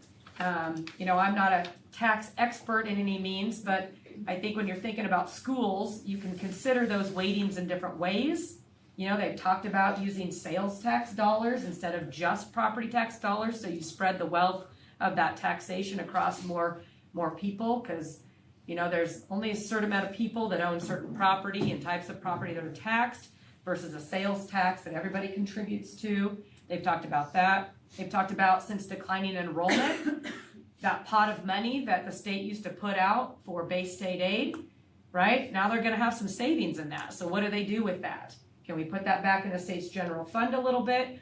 Could we then offset some of that to SPED? What could we do with those dollars? So I think there's going to be a lot of great conversations on how to alleviate increases in property taxes, but still equitably fund schools. I think there's very smart people up there that can work together to find a really good plan without destroying some of the really good things that we already have in the finance formula that we currently use. Because if you look at what Kaylee showed you in our numbers and our levies and those types of things, it's really healthy. Santa Fe Trail has a really healthy budget. We have cash carryover every year. We use our budget authority and meet our transfers. And I'm very proud of the work that Kaylee's done and the board and the decisions you guys have made over time to keep a really healthy budget. But I know our taxpayers need, right, some relief, and I get that. I'm a taxpayer in the state of Kansas. I get my tax bill for my property and I know exactly what it looks like. So it's, I get that as well. So, but we invest in our schools for a reason, and so there's that balance on how do we do that with taxation at the state level and at the local level. So that's my soapbox. Keep this with you if it helps you with talking points with the public or with stakeholders. Just some additional information on where I think this finance committee is going to take our legislature. But I'll be curious because I don't know yet. I don't have the answer. So we'll see. Do you guys have any questions about our current budget status as of January of 2026? Can you believe it? Okay, I don't have anything else. Okay, team 2, KASB policy updates. In your packet, I've shared these with you for the last month or so. If you have any questions, let me know. If there's any discrepancies on legal jargon, let me know. Really, it's a lot of language changes. There's only one new active policy in there, and I'm asking you to pull that one out and wait, and it's the AI policy. There's a few provisions in there that I would like to work on with our administrators to line up to our current one that's in our handbook. The one we currently have does meet all compliances. Andy and I talked about it with COPA, SEPA, and every other federal law that we've got to follow for our students. But there's a few provisions on in that policy that talk about the school approving all AI platforms that we use, getting a kind of inventory of everything we use, making sure that's all in compliance. And so we're going to need some time to do that if we adopt this policy. So I don't want to adopt it right now and then I'm not following it. So I want to wait till we're ready, work with the administrative team, and then move forward with that. And I'll bring it back to you about handbook time. Does that work for you guys if we pull that one out?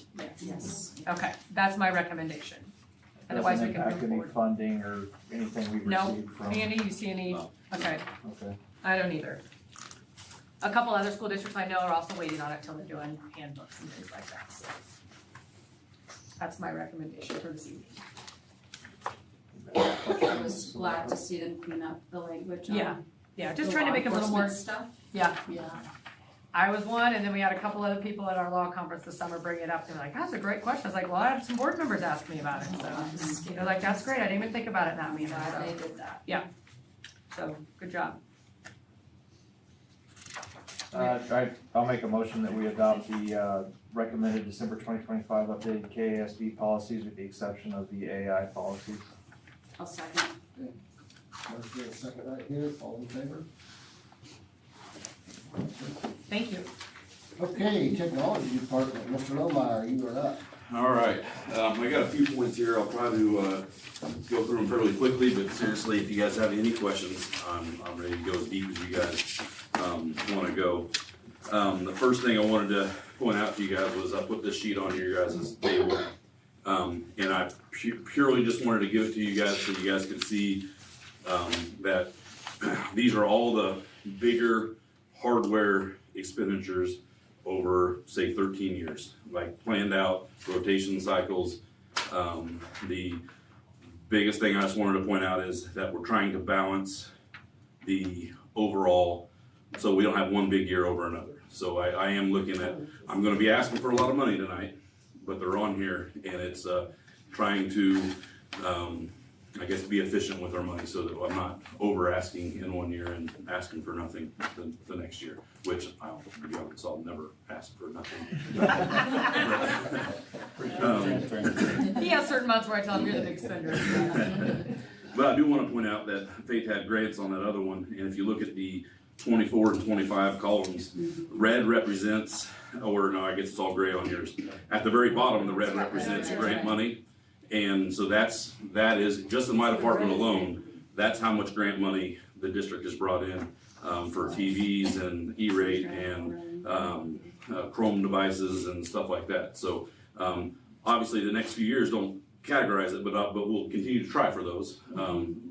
But that's a lot of savings there in 2 years worth. So I just want to point that out. So I'll reference back to this a little bit as I go through this, but my next one is security upgrades. So when I walked into the district, Overbrook was sitting pretty good. They have some relatively new system. We've added a couple cameras this last summer, but overall we're aging, and we've got some vulnerabilities. And I don't really want to go into a whole lot of details in a public forum on it. But I've met with the principals at the high school in Carbondale, and we've reviewed. We've looked for administrative priorities. We've looked at security priorities. I've met with, kind of informally met with both SROs at those buildings to try to come up with a plan. And so in your packets, your board books, I just ask Faith to give you everything basically, and we don't need to go over it, but it's priority one is safety, security, and then number 2 is administrative needs, and then 3 is replacing aging equipment. I don't think we've ever had cameras on a rotation cycle, and so on the sheet I have a line on there. It's once we get past these next, so what I'm going to be asking for is 2 phases, $30,000 this year and $30,000 next year, and it's not all in one. It's going to be small purchases. As I have time to do a project, we'll purchase the stuff. So but then after we do that, then it'll be like 10 cameras a year, and we'll be able to maintain them and keep them in good working order. But right now, honestly, half of each of those systems, I think their cameras birth year is the same as mine, to be honest with you. So Picture isn't really good. they're not great, and these guys can attest to that.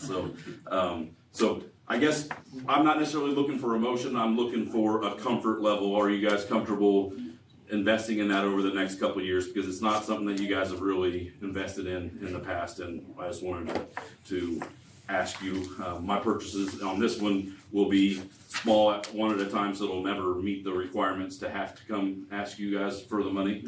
But I just wanted to make sure the comfort was there. So I mean, we'll have small bids. It's not going to be a huge bid of 20,000 or more that I need to bring in a formal bid process, but correct. We'll do small things over But I time. like this plan. I mean, this. Yeah, I think it's a necessity. Yeah, I mean, security is, very important, so. Okay. If I have questions moving forward, I mean, I just know I'm keeping, I mean, the admin and the SROs are big parts of it, and we'll just we're tackling I guess the most important and maybe climate friendly ones first, and then working just as we go through. So, Great. All right, thank you. Thank you. Thank you for the plan. Parent Square, I just wanted to give you guys a quick update on it. It's mostly implemented on the back end. We're kind of needing to focus on training. The first semester, or this second semester, we're looking at it as a school messenger replacement, so it's not going to have all the bells and whistles we talked about, but we're going to get familiar with it on the administrative side and the office manager side, and then hopefully have it ready for coaches to use this summer for their side, and then use the summer to get fully trained with the administrators and get the public and the students onboarded, and then fully roll it out for the following year. So you're not gonna fully roll it out for 2016? We're gonna roll out this Small pieces. Small pieces of it. Like you're gonna start getting text messages and not even knowing it's Parent Square. Yeah. From the public standpoint, I don't think there was there won't be any. I mean, your automated messages are gonna look a little different because they're coming from Paris. Like I'm dressing it up a little bit, but it's, from that standpoint, it's gonna be almost exactly what you're used to. We don't have time to get everybody trained, to inform parents about how it's all gonna work, get students onboarded. By next school year? By next school year. Correct, next school year. Yeah. 26, 27. Yeah, you said 26, 27. Yeah. Thank you. I was like, Full please on. don't- Full on, we're all the way. I was like, holy. No, in the fall, we're rocking and rolling. Thank you, all right. We're slow rolling You can learn. little I mean, pieces of it before then. Semester 2 is going to be using the system like we have been. Okay. Next year, we're rocking and rolling. Yeah, so In August. We'll learn technology. We did. I mean, How And long that's does the this take? website and everything. Yes, Yeah, website so and everything. website, I just had my first big meeting with them on it, and so that little slim piece of paper, that is kind of a real crude mock-up that I'm giving to them as the kind of an idea, a starting point for their designers to go with. So they have all kinds of different components, and I'm really honestly I'm hoping. I mean, they do it every day, and I'm like, this is kind of what I'm looking for. Run with it is kind of what I'm telling them. But that's a pretty good idea of what it will probably be looking like. So underneath that reconfiguration section, that'll be like the stuff that our administrators are posting to Facebook a lot. That's the kind of stuff that we like. They're going to have a checkbox: include on webpage, and so so it'll kind of mirror each other a little bit. So And all the directories and stuff will be a lot more automatic or a lot less. correct. It'll pull straight from this system, and the plan right now, what they told me they can do is the directory will be pulled from it with just base information, their title, their names, their email address, but then the staff can update their own pictures and their bios, and when they update it in Parent Square for their account, it's automatically on the website. So we can give them directions, and right now, you guys know, images don't get updated very frequently, and they can update it as often as they want to. So, Yeah, I'm aware. We won't go there, Faith. Sore subject. I enjoyed using that picture. I know you do. In different things, so. Laptops for staff, so this is gonna be my next ask. To not go in, like, all the news say RAM prices are rising rapidly. If I went to go buy a RAM on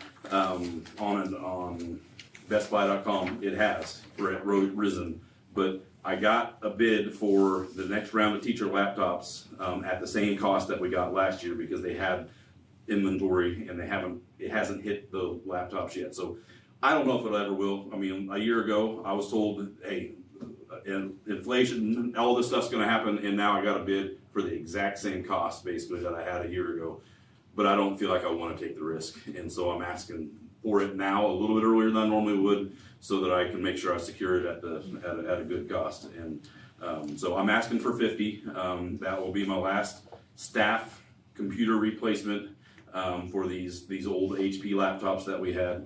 I'm still going to have a handful of them out there that I may end up having to do something with, but their jobs don't require a beefier computer, I guess. So there could be a little bit there, but anyway, that gives me roughly a 10% for staff changes, for damage, and it's supposed to last for in my timeline, 4 years. So every 4 years on a rotation. If budgets got tight, that 4 years could be expanded a little bit, but I try to, really honestly, it comes down to this, to try to balance everything out. So my ask is for $66,772.04 for 50 teacher laptops, some security screens. Tasha's not here, but some security films for some of her lunch staff, because the free and reduced status pops up on the screen, and legally we've got to obscure that. So You have that bid in here. yeah, the bid is in the book. Okay. That bid specifically. I just appreciate the plan. I think that's kind of my big thing, is just make sure we don't get too far behind and we're not trying to buy 150 at a time. Absolutely. I agree. So this one is one I think I need an action on because of the price on it. So Dell, and I can give you the number again if you want. So I'll make a motion to exactly what Andy said. Proposal that Andy presented. You have a motion for the proposal that Andy presented. Second. Second, all in favor? Thank you, Andy. Yep, thank you. Thank you. My next ask. Thank you, Andy. This one is my last one that I want to spend your dollars on for this month. Student Chromebooks, the same scenario. It's all about the memory and the cost of the devices. I know I'm going to need 100 devices to replace, so the same thing goes. I'm replacing 3 grade levels a year, and so I'm only asking for 100 this year. Normally it'd be roughly 250, but because of a grant that we got, and so I need 100 to purchase 100 student Chromebooks. I got 3 bids that aren't in your book. I didn't get them until after the deadline, but I've got $26,509. I normally budget $30,000 for 100 Chromebooks, so it's a good price. So I'm asking for that, and I do give, just in transparency, a 20% buffer for damage over the life of those, and so there's just a few extra on that number. So because of that cost, I will need an action on that one too. 26,509. 26,509. Yep. I'll make a motion to accept 26,509. Got a motion? Second, all in favor? All right. So this time I'm not going to ask for any more money, but I'm going to ask your comfort on spending some money, so I can do some research on it. So because of all this reconfiguration talk, and we're kind of in a unique situation where we had Rhonda retire, we've got some aging, we have a room full of old documents, boxes, 121 boxes to be exact. And so Faith and I kind of kicked around a little bit, document management solutions, where it's digitizing those documents. And so instead of having a full room, I mean, you've got software, you pull it up and you search keywords and you do all that stuff. It's certainly a more modern approach. The web research, I have not talked to vendors outside of, I had a couple copy machine vendors that walked in, and I was like, hey, I'm just going to pick your brain about this. And so I'm going to say roughly $4,000 to $6,000 annually for the software. And that's for a moving forward approach where we don't scan our old stuff. The hard part is the scanning the old stuff. One, because of the challenge of recognizing that data and getting it in a organized manner in the system. But two, the cost. They say it's between $300 to $400 a box to scan a box because of how much labor it takes. I don't feel like, I think I've talked to Kaylee. Kaylee's walked me back there and shown me quite a few boxes that certainly don't need to be scanned. So I don't feel like 121 times, say 300 is accurate.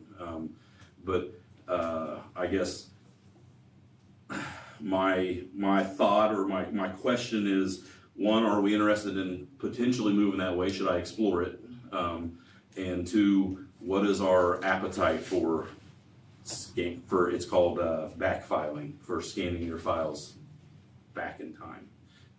What any thoughts, any concerns? I mean, So do you guys have? How many times have we had to reference that information? A lot.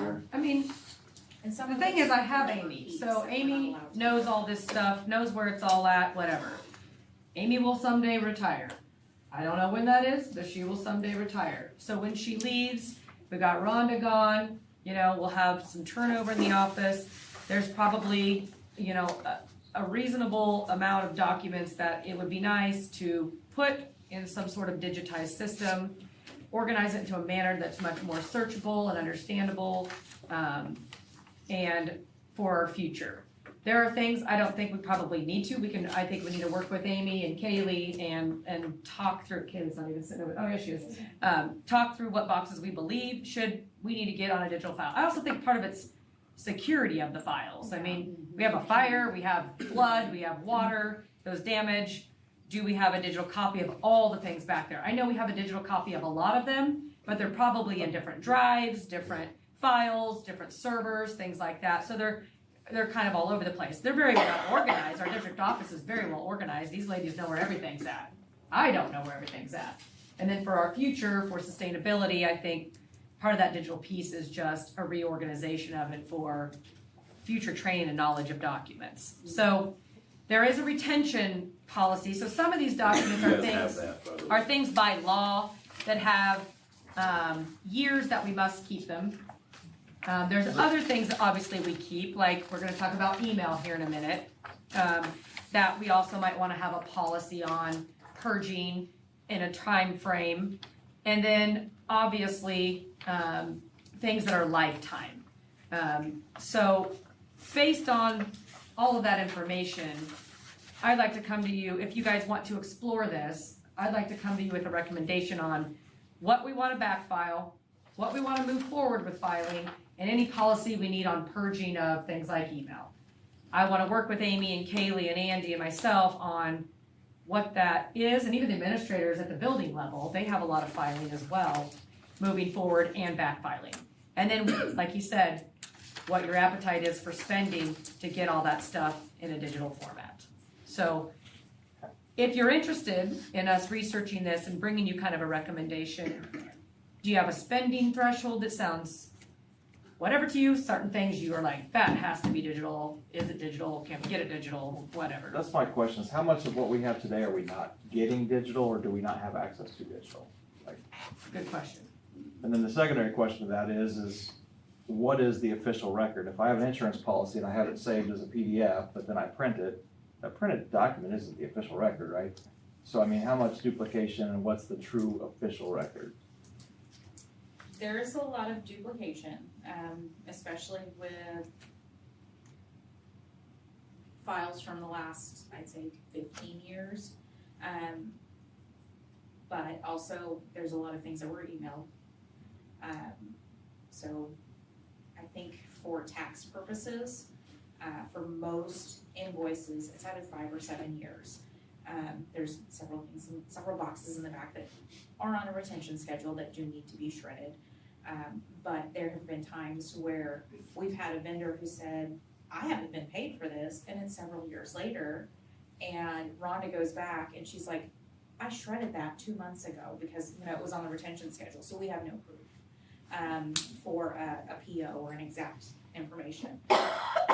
Right now, I am the only one with access to our old fund accounting software, just because of computer upgrades and updates and the allowance of that software. It was very archaic and very old, and that's why we're no longer with it.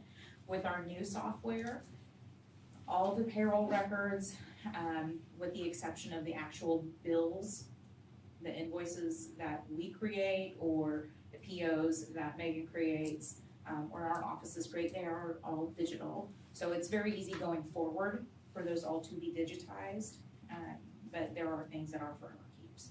So board policies, board minutes, and we have gone back several times, like Faith said, Amy's not gonna be here forever, and she is the keeper of all knowledge. I can say, Amy, when was John Smith employed with the district? And she's like, I'm pretty sure that was in, and she goes and she looks and she's like, yep, here it is. So. And it's not that I don't think we have all these things, we do, but they're in a variety of places. This would all streamline it, and put it in a more modern, searchable, place. But like I said, I don't believe we have to backfile everything. I don't think we have to forward file everything, but I think we need to make some decisions if we're going to, what that is. So. I'm a little reluctant to say spend 4 to 6 a year going forward, because everything should be digital. We can come up with our own filing system so that we have whatever in our system here, be it a SharePoint, just a file source or something, but I'd also Is that 4 understand. to 6 a year, their maintenance of the records? So like if we were to digitize all of the board documentation, is that what they would say, well, it's on our system, so you have to pay that every year? Yeah, it's like an information system like Power School, you pay a yearly for them to keep track and secure all that data. Now, We would be hiring a company to come in and do all the Yes. If scanning we and did do the all backfile. the, do all the Yeah. things. For the back file. um, We'd But have then to It's go not through that we first. just do some of it, we can do We have some to of go it. through first and say, we wanna keep this and get rid of this. Yeah. and using, say, a Google Drive as a storage place is valid so I met, it was Century Business who I met with last, and they proposed that. They're like, if you don't need to access these files very often, then just use a Google Drive. But as soon as you have to start accessing files on a somewhat regular basis, it's even slower than going to that box and digging through it because you gotta open a file, wait, and then it just takes more time to get through it. So, part of the decision is a conversation that probably the district office ladies need to have. But if we backfile, it will be, that's why we're asking on the appetite for it, because it'll be expensive. I mentioned 121 boxes, there's also 16 file cabinets with papers, so there's a lot. Yeah. Yeah. That's a big number. Yeah. So, You're not gonna get rid of half of it, probably. You're not gonna get rid of 60 boxes, so, Probably not. I mean, we're talking 300 to 400 times that many boxes. I think there's a possibility, because there's quite a bit, like there's a lot that's marked on there that we noticed that was like shred in 1 year. Like, why would we scan a shred in 1 year box type situation? So, now, but one other point to Justin's, so while, like we're gonna talk about email here in a second, but like, we have a lot of those records in email, but we have an in-depth, like, I feel like our district has a lot of liability or a lot of potential risk, because right now we have an indefinite storage. So any student, any staff that's ever worked here, we have their stuff, and it's all searchable. It's so I feel like I as a director would love to ask you guys for a policy that I could set up to where we start removing those, but we got to make sure that we also have the stuff out, or we're not relying on it as our retention place. System. So, Email should not be a retention system. Yeah. No. So, And also, we get into the liability of open records as well, if we're keeping things past certain retention points. Because if you have it, you have to share it.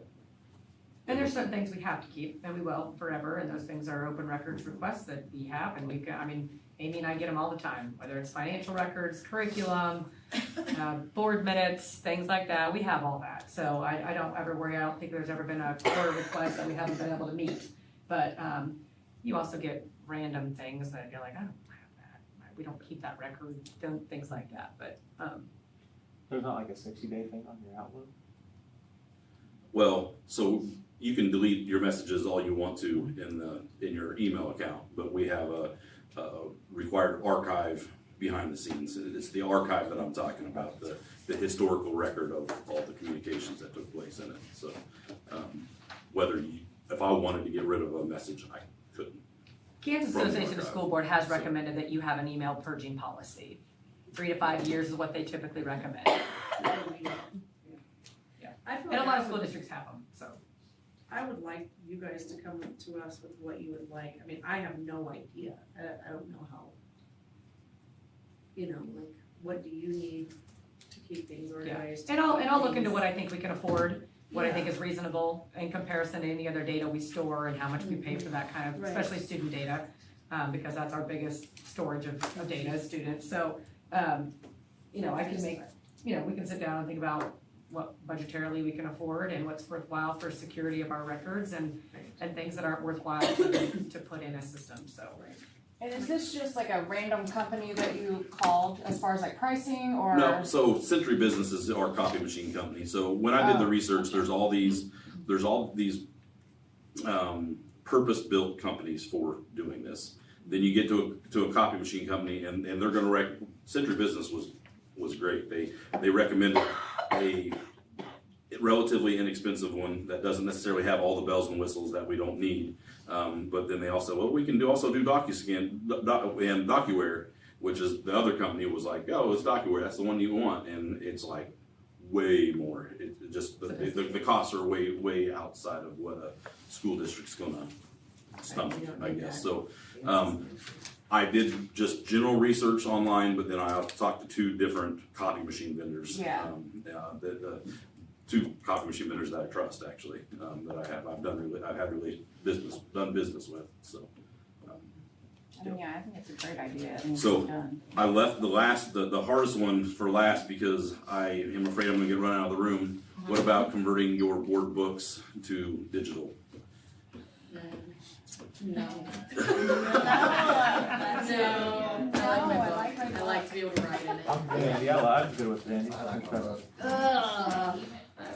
I just said, please Well- don't bring me one anymore. I'm such a tangible person. All right. Well, we might Everybody wants have their a book? recommendation. We It may is not. just so nice, I mean, like, Three Lakes does, it's all digital, I Yeah. mean, I think we've done it in our past, and then we went back to books. I don't know what software we used. Do you remember, Amy? I take my book to work with me and I don't always have service. I took it to So- volleyball with me on Download Sunday. on your iPad and you can read it wherever you want. And I couldn't, it was streaming the volleyball game just. On your phone. So in the past, Amy said that she just PDF'd things. Did they bring in laptops or devices? no. No. So They in printed a- off their PDFs? Yeah. Okay. Can we So make that kind of like a defeats the purpose, choice, right? like, so if he It's wants just a to lot bring of his paper. digital, It then It's a lot of is. work, it's a lot of binding, it's a lot of, I mean, Amy puts in a whole week of board book stuff and it's not something even we have to think about right this second. It's just future talk about, you know, and as, you know, if we talk about the future or the future placement of the district office, we have to move things and, you know, and all those things. So there's part of it's also storage and keeping things and whatnot. So digital just makes it, we're in a digital world. I know we like our paper. I don't mind paper. I like paper, but it doesn't mean you couldn't print something off. But maybe we don't have to print the whole board book. I mean, there's stuff in here that maybe don't need printed. What if we didn't print the newsletters that are full colored and taking up all the ink in the page? Yeah. Because we get Yeah, an we email, got those and emails. then we get an email We get an again, email, and then we yeah. get them printed. Yeah. Okay. Yeah, I can find those, because I read those every time anyway, but. And then they come and tell us. what Is the- there, I mean, is there a way to Better in digitize it and then also we can take notes, or maybe digitize it and then have page numbers on it so that when I'm taking my notes, I can, like, on page 1, I had a question about this, cause I mean, my book is like page marked and wrote up. So are you and- talking like board docs or? Sure. That's Diligent the most popular company. Tanner and Jamie use board docs with Three Lakes Cooperative. So in I there, can just show you. it's a mine, very because I had sophisticated mine. program. It is a little pricey. I don't know what to pay. I'd have to look. But it has a side panel with every piece of document you would have. It's got your agenda. It's got clickable links. It's got a place where I believe you can take notes. And then it stores it all for you. You guys get the board side. There is a public side that the public sees. And so it's just an organizational platform for board meetings. Organizes it for you very nicely. I've actually never used it except for the superintendent council side, which is a different administrative side of it. So there's lots of things. And on the public side, like looking at other board minutes, it's very, I feel like board docs is very user friendly. Yes. I mean, it's very nice for like the public to go, like I look at 501s all the time. I go and look, it's very, Yes, it'd be very good for the public. yes, it's very public friendly. So is it about 50-50 where half of us use digital anyway? Sound a lot more like, Just So the only one that you uses use digital. digital? yeah, Amy has the book for it for me, but I review it digitally. And I'd be okay if it wasn't printed. I do use it, but I could easily just bring the iPad with A me. lot of times I don't have service. Yeah. And this is your meeting. These are your books. It's whatever you guys want to do. We just brought it up because it is part of some of these Most of services. these document managements have different forks, and Yeah. that's one of the forks. One of the I'll forks review is over. they've got board Just books Baby in them. steps. Yeah, we'll take a little bit out at a time. Thank you. Thanks, Andy. Thanks, Andy. We'll talk more. Table that. All right, Table. Officially table. that brings us to the reconfiguration discussion. Yes, you got anything you wanna start us out with, Paige, or? So I'm just gonna continue to put this as a placeholder as well as considerations about a bond election on our agenda, so you guys can continue to discuss. I know last month, we talked a little bit about calling an election for March, talking a little bit about that timeline, and we didn't take any action. That's okay. I think that brings us back to a discussion session that we need to have to consider why or why not we are ready or not ready for an election. You know, I've been talking a little bit about our vision, which was the idea to reconfigure for efficiencies to tackle declining enrollment, have better student grade level for teaching and learning, and then to make sure we can sustain our facilities in an efficient manner, and to make sure we have good facilities for our students to be in. At our last, kind of our vision had kind of geared toward 2 campuses. We had went to then HTK to draw up some finalizations on some questions you had on some activities facilities to complement our possible movement to ask the public if they would entertain our middle school out at the high school campus, and then move our elementary school over to Carbondale. And that number ended up close to around $26 million. If there are some big topics that we need to discuss, by all means, let's do it. Especially it has to do with the dollar amount. We're going out to the public to ask the public for a lot of money. Is everybody confident and comfortable with that? 2 campuses. This is going to ask not only the development and building of a construction project, but to possibly close 2 schools or repurpose 2 schools. Those are hard things. And the public knows that, all of you know that, and we've had a steering committee having hard conversations. I think our board just needs to decide, do we still want to entertain the 2? Do we want to go in a different direction? Are we ready to move forward with a motion for an election? That election would then be in August. We do have until May to make a decision about an August election, and we have till July to make a decision about a November election.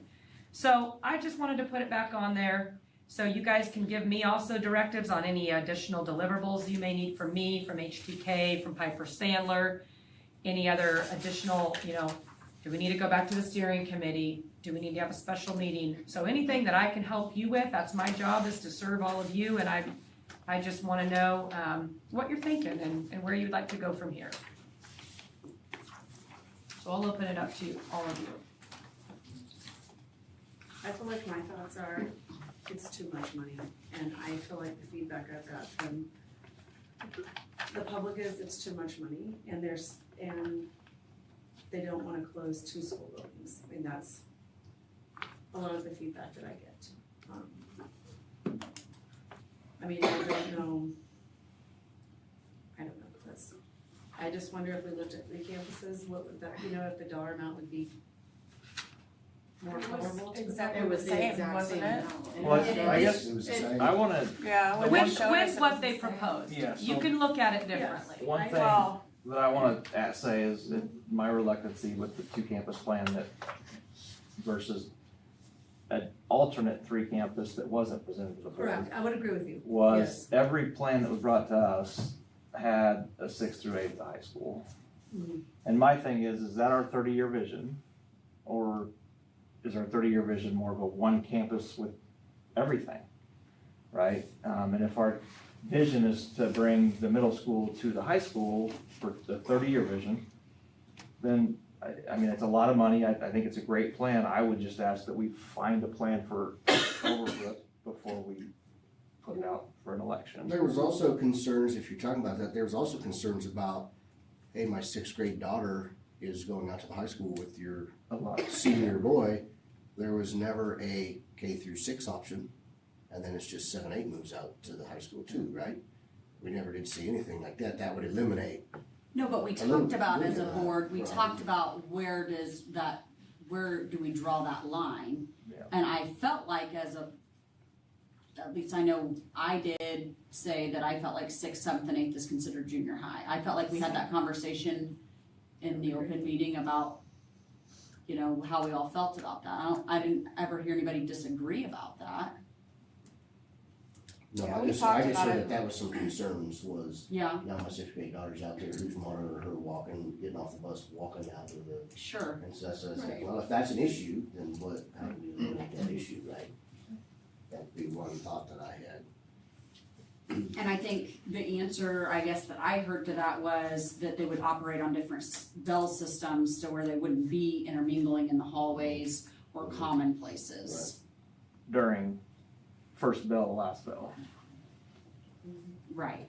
But the high school, those kids probably aren't getting there, some are probably getting there after first bell. But, there's probably some getting there early, have some FCA stuff going on Tuesday mornings, they got other things going on early. And then after school, before games or practices, I can speak for one, probably multiple, actually probably 3, that might stay there from after school till cheer practice, right? So who are we asking to monitor that? What are we changing with some of the, everything I've read with AI and the research that I've done talked about that being one of the biggest factors of being successful in a 6 through 12 building is the amount of detail and attention and planning to keep those kids separate, right? So I know it can be successful, it's proven nationwide it can be successful, but that was the biggest thing, and everything that I've read and researched was keeping those 6 through 8 separated from the 9 through 12. Like physically separated, like in a building or with? It said a wing, right? And then I asked AI, does this, with this drawing, would this be considered a wing? And it said, yes, it could be considered a wing, right? So I don't think that that needs to be fundamentally changed. And again, this is just It off the just seems cuff like a that I researched. supervision type thing. Exactly. And our goals could probably talk Yeah. about, we'll have to Yeah. talk about operational process, scheduling, sports and activities, athletics activities, after school, before school. Maybe we have provisions about where kids can be, where they can stay, where they cannot be after school thing. I mean, yeah, you're right, it's going to take a lot of supervisory, scheduling and operational changes and considerations, 100%. Part of it is, you know, if you're hearing this, you're hearing what you're hearing, you're hearing what you're hearing, I'm hearing what I'm hearing. We could put this to the voters and we would know for sure. That's thank you. That's I mean, my that's- big that's point, one way because to we know. can sit up here and spew, And- well, these people Yeah. say this, these people say this, these people say this. We will never know what our actual community thinks, because like I said, you can talk to 5 different people and get 5 different answers, but you're never gonna know.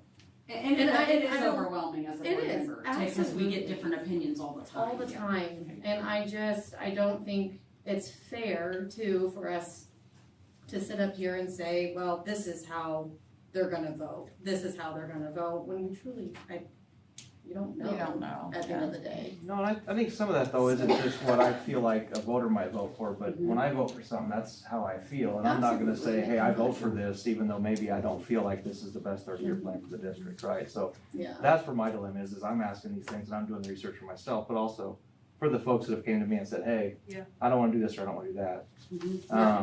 And I'm not saying this is what we put to the voters. No, and I'm not saying- Something is yeah, eventually, but I'm if we're gonna do just- something, eventually goes to the voters, and if they turn it down, then we have the opportunity to say, hey, this is what we thought you wanted, you said no, what do you want? Right. And let's work together with this, and then that would start a different avenue, I guess. If we put an option out there, it has to be this, yes or no. We can't put any different options. No. There can be. You can be like an add-on. Yeah, type if thing. you wanna Yeah. have turf fields, Correct, right? yes. If you wanna Things have like that. a softball But you complex. can't I'm just have thinking 2 different like school different projects. concepts. No, you couldn't go, hey, do you want a 2-campus or do you want a 3? So here's where I'm at. The last meeting, I asked a question and they started giving the answers. My question was, what do you have in there for contingency if we go over budget, right? And we talked through some numbers and they're pretty confident that's not gonna happen. I said, well, it does happen. What happens if inflation happens, whenever we go over budget? They said, then we start cutting things back. Said that right here.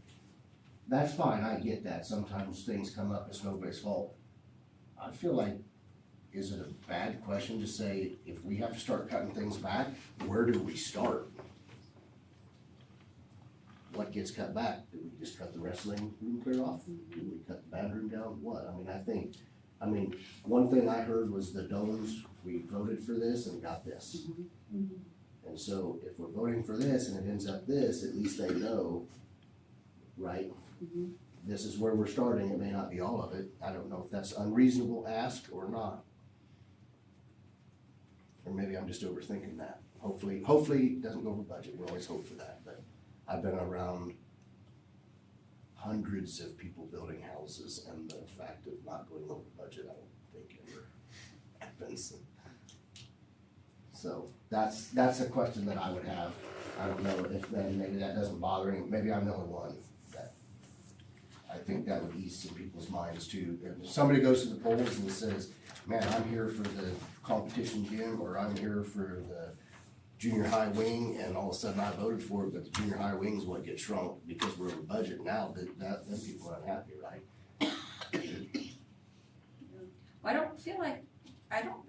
we put a lot of bougie things in here, I'm just saying, I don't feel like we asked for a whole lot of, I don't you need know, a we're whole not, budget. right, no, I agree. But I guess what I'm saying is I think it would be difficult to take this whole plan that we've worked really honestly, I feel years to really come up with, or at least the vision has been there, maybe not the exact plan. I think it would be hard to say this isn't as important, because I feel like we need that next gym because we're moving the junior high out there. So I think it would be difficult to say that this is where we would start cutting if we were to require it. But I don't know what happens at that point, Tanner, I don't know. And I can ask some more questions like that to our architects.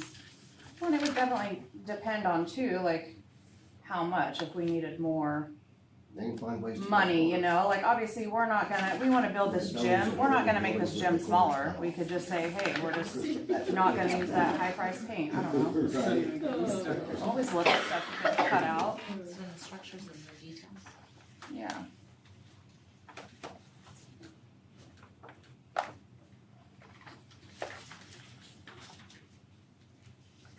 And that's just something that's on my mind. I mean, I And guess- that's impossible to ask, I get it, if that's not possible, then I was asking a few questions, just something I thought of that might. I can ask Good HTK questions about that people's process, minds. I'm sure, I mean, If there we're- are, if there the- are We've done this before. many bonds every year in And $26 Kansas. million, she's right, that's a lot of money. It is a lot of That's a lot to think about, so. Can I ask you what you are comfortable asking the public for?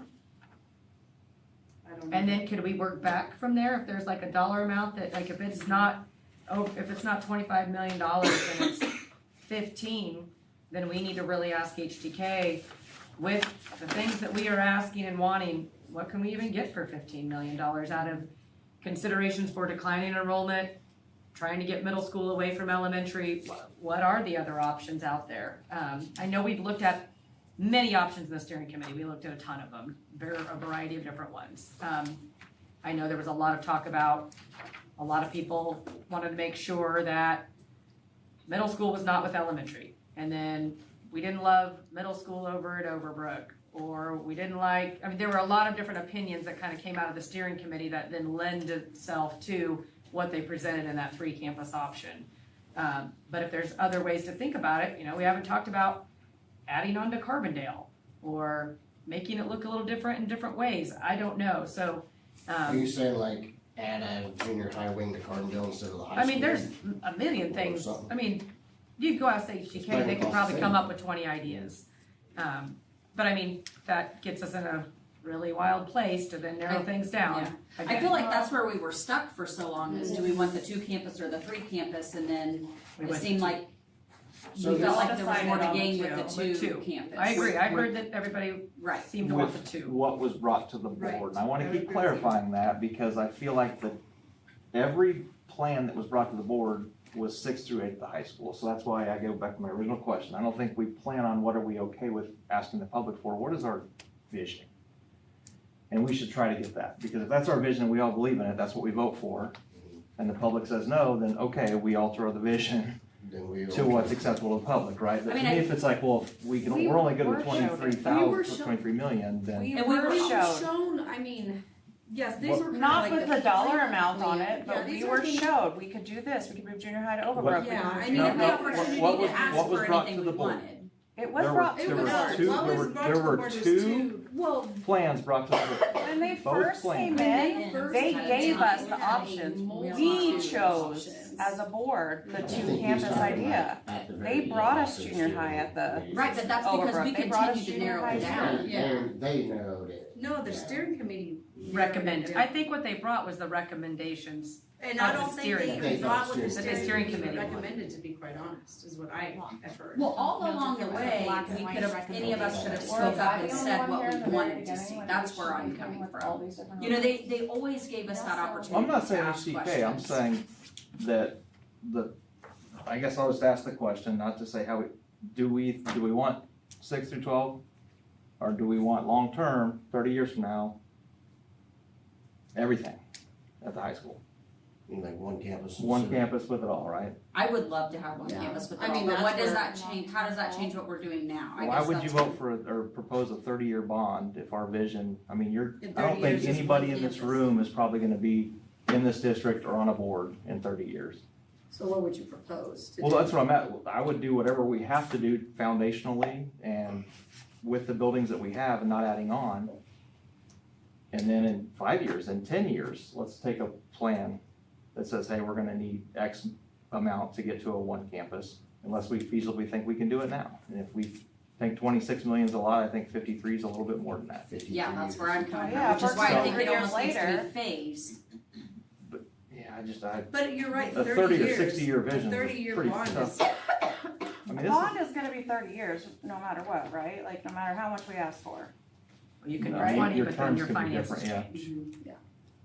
But I mean, it's, So as a This board, gets us closer to that vision, is As how a I board- see it. that's how That I would be look to at get it, elementary too. up there. as a board, so we talked about putting this in voters, so as a board, 26, like you said, yes or no, 26 million, yes or no, are we comfortable putting that as a board? This design here, yes or no? If the answer is no, then we go to HTK and get another one. If the answer is yes this, yes we're okay with 26 million, we put it out to the voters and see what they say, right? Yeah. And educate and them so about if this is what no, it if is. it's, we wanna do the no 6 through 7 or whatever, I mean, I guess that's where I'm at, it's like, we need to start getting down to some yes or no's. And, does that make any sense? Yes, absolutely. I think Yeah. that's where we were maybe October or November when we as a board talked about what do we wanna see, and we said, I would rather stop looking at the 3 campus option and look at the And 2 focus on the campus. 2 And so then campus option. HTK did exactly what we asked and focused on the 2 campus option. Yeah.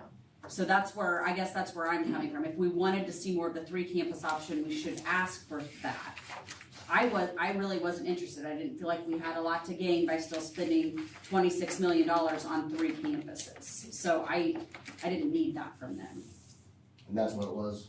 Well, I would, It was- no, yeah, I mean, it's what the they, same. I mean, The I'm not final comfortable two spending things. 26 million on 3 campuses. I mean, They I divvied up the money between Carbondale and Overbrook. The high Yes. school still had the same project Right. out there.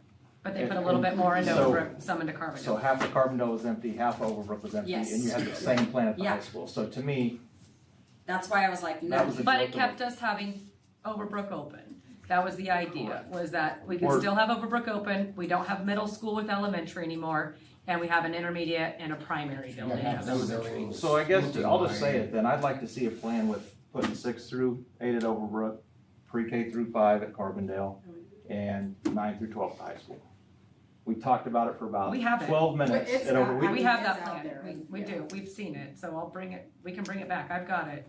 I don't think it had a dollar amount to No, it. I- It's I probably, think is that it- what you're looking I for? think it Just does. I'm those- gonna look. That I don't remember. I don't remember if it had a remember dollar that. amount, but I know Yeah, we we saw said it. They had that specific plan. I think it that does, was I'll go not back brought and look to in my us. documents, Yeah. I'll go back and look at the first couple It's steering not one of the committees, I'm options. pretty sure it's in there. Well, if you don't have it, It's ask. right here, Yeah. I have it.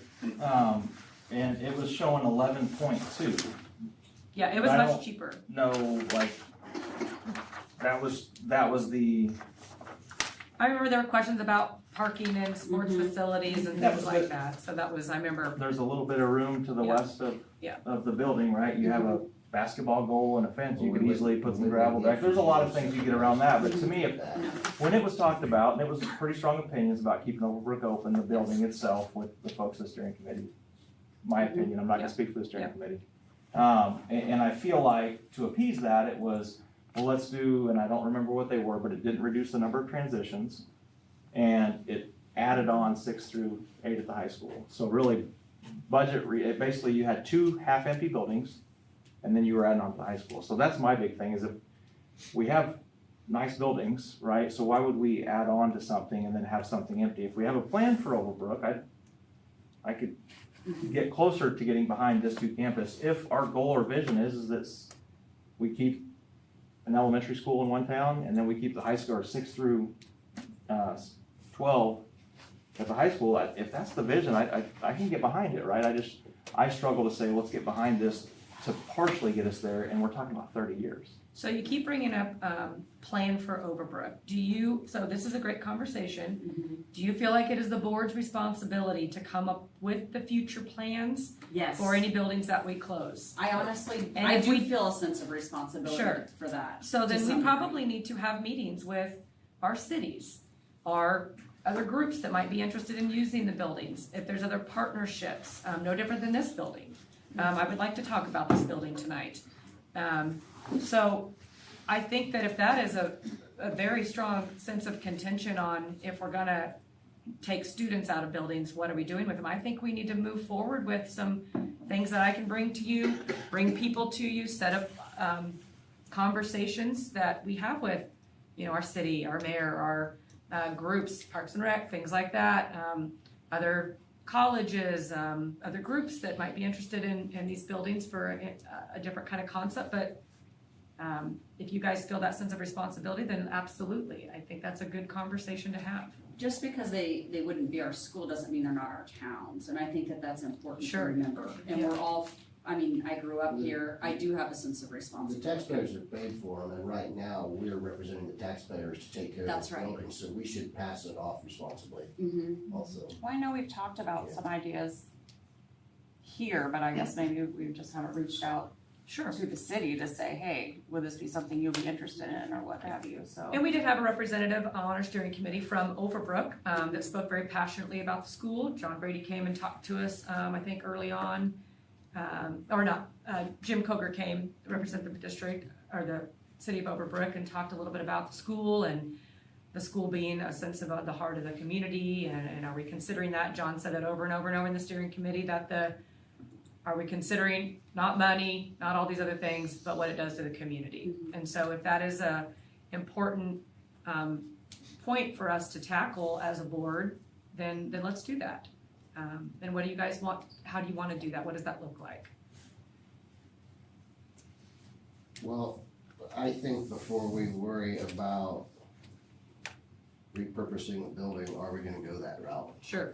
Because if we're gonna do a 3-campus option, for whatever reason, I'm not saying we are, but if we're looking into not just the 2, but the 3, why spend all our efforts trying to repurpose a building we're getting ready to remodel? Well, we have one sitting here. Well, okay, well, if this one is already gonna be repurposed, then we can talk about that, but Sure. not another, to me, Right. let's put our work into picking this first. Sure. Let's pick this and then we'll work that other Which problem. building we're If gonna. that makes Okay, sense. Does that yep. make sense? Yep. Absolutely. So if we go back to our goals, where we know we have declining enrollment and we know that eventually that's a loss in revenue.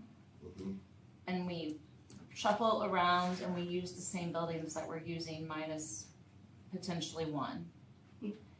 Does that really get us where we're wanting to go in the grand scheme either? Right, Like, with is the that half-empty buildings that actually, we're talking. what is that doing for us other than maybe it's hitting a couple of things, less transitions and some of those smaller points, but also we have this other thing looming over us, which is declining enrollment. Which equals dollars, which equals operation costs and all of those pieces And too. paying for brick and mortar. And so we gotta keep what were the purposes originally that we were trying to alleviate, and keeping that in mind as we go through it as well. I thought that's what got us to this, where we were. I did too. That's what I'm saying, I feel like That's we're why I beating a feel dead like we horse just- here, we've I had this guess- conversation over and over and over again, like, I don't know why we're going backwards right now. I feel like we've talked about it, and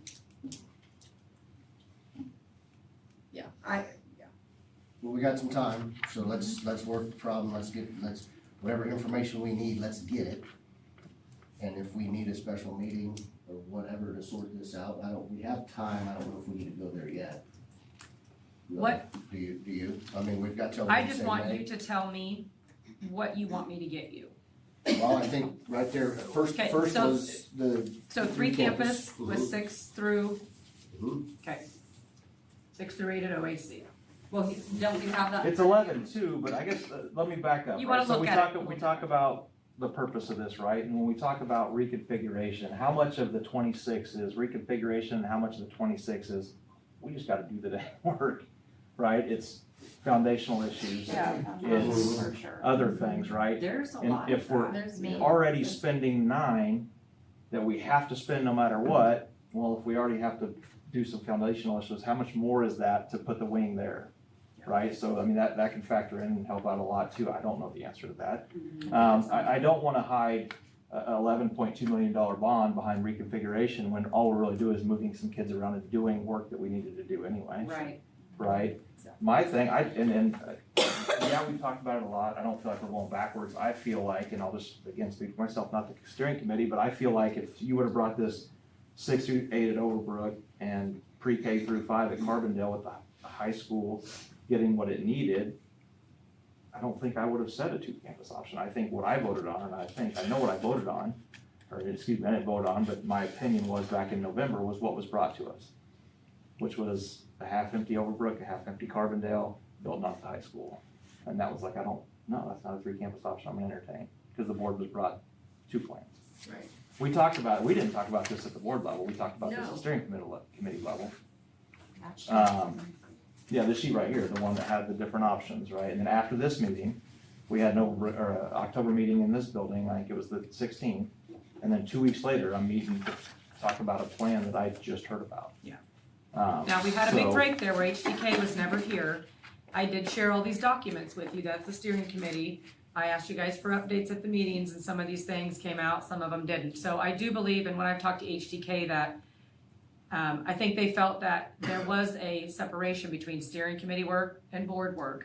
And to collectively bring that to a more comprehensive process, we should have probably either had steering committee meeting, board meeting with HDK, follow up right after that one, follow up, and had more of that HDK involvement through the things. But I know we didn't want as many meetings with them here, and that's okay. I get that, it's time consuming. I know that maybe some of these things are deliverables I can give you digitally, things like that, but to help with questions and things like that. So if there's a different process, I'm happy to entertain whatever process you guys want for answers and different development of plans. I'm happy to get you this, Justin, that's no problem at all. I have a question, Justin, for you on the 3-campus option. How does moving the junior high to Overbrook and pre-K through 5 and Carbondale not leave us with empty spaces? Are you referring to this building? No, this building out of it. Because you said that the option that they brought us with the 3-campus option would have left both Carbondale and Overbrook half empty, right? Because let me find that proposal. Carbondale was grades 3 through 5. Yeah. Overbrook was pre-K through 2. So when you look at this, there were like 4 empty rooms. We can call them whatever we want to call them. That was when the junior high was still Yeah, the only plans that the board was presented with in November of last year was to build 6 through 8 at the high school. Yeah.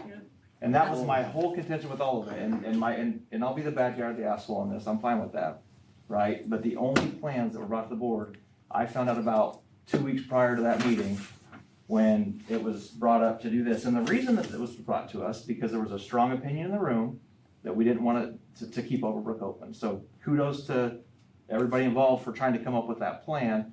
I just didn't think it was near as feasible or wise of a plan as putting 6 through 8 at Overbrook, unless our vision as a board is to get 6 through 12 to high school. Because to me, I think we should be acting on the vision and not just Well, then let's talk about that. How many I just of did you, some math here, and I took off of the high school, I took the junior high wing off.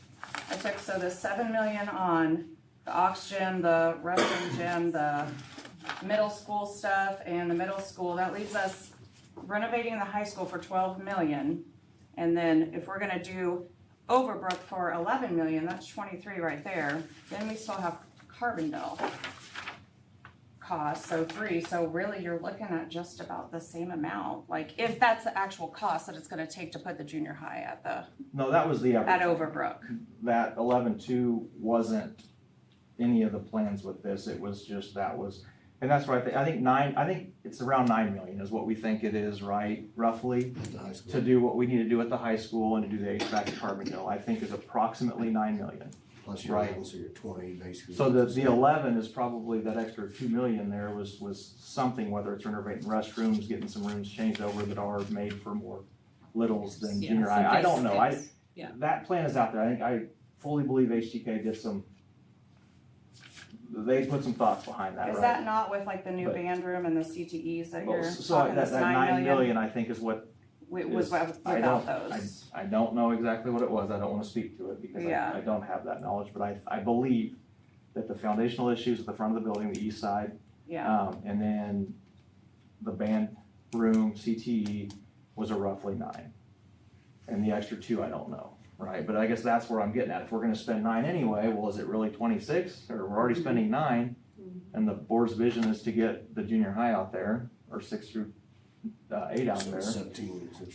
So really, you're not spending 26, you're spending an extra 17, and we don't have that long-term expense of the brick and mortar at Overbrook, but we have XYZ plan for it. So maybe going backwards, maybe not, I'm just. What she's asking is if you're wanting, the yes or no for her is, are you wanting to get 6 through 8 out of the high school? Yeah, And or if you're not, then look at your option. If you are, look at the 2 campus option, or an option that gets them out there. I will say too, I mean, just something to think about too, if we do junior high at Overbrook, then you're gonna have to look at redoing that gym over there. We'll probably need a football field, you know, there's gonna need a lot of updates there as well to fit a junior high as far as, you know, like sports and things like that. What's wrong with their gym over there? The gym was probably bigger than Carbondale, to be quite They could honest. fit The more size, space. I thought there was something wrong with the floors over there. We need to work on the floor, yeah, it's peeling up, and It's then, peeling up, I can it is, pull it up. it needs It some Yeah. used to be a gym. We're probably gonna do It that. had sports in it.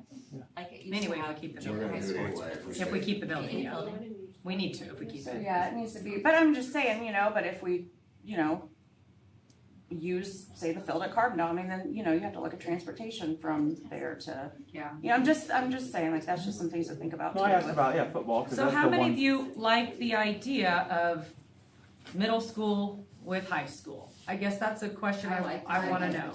I thought that was a benefit, and it also took away a transition at that point. Right.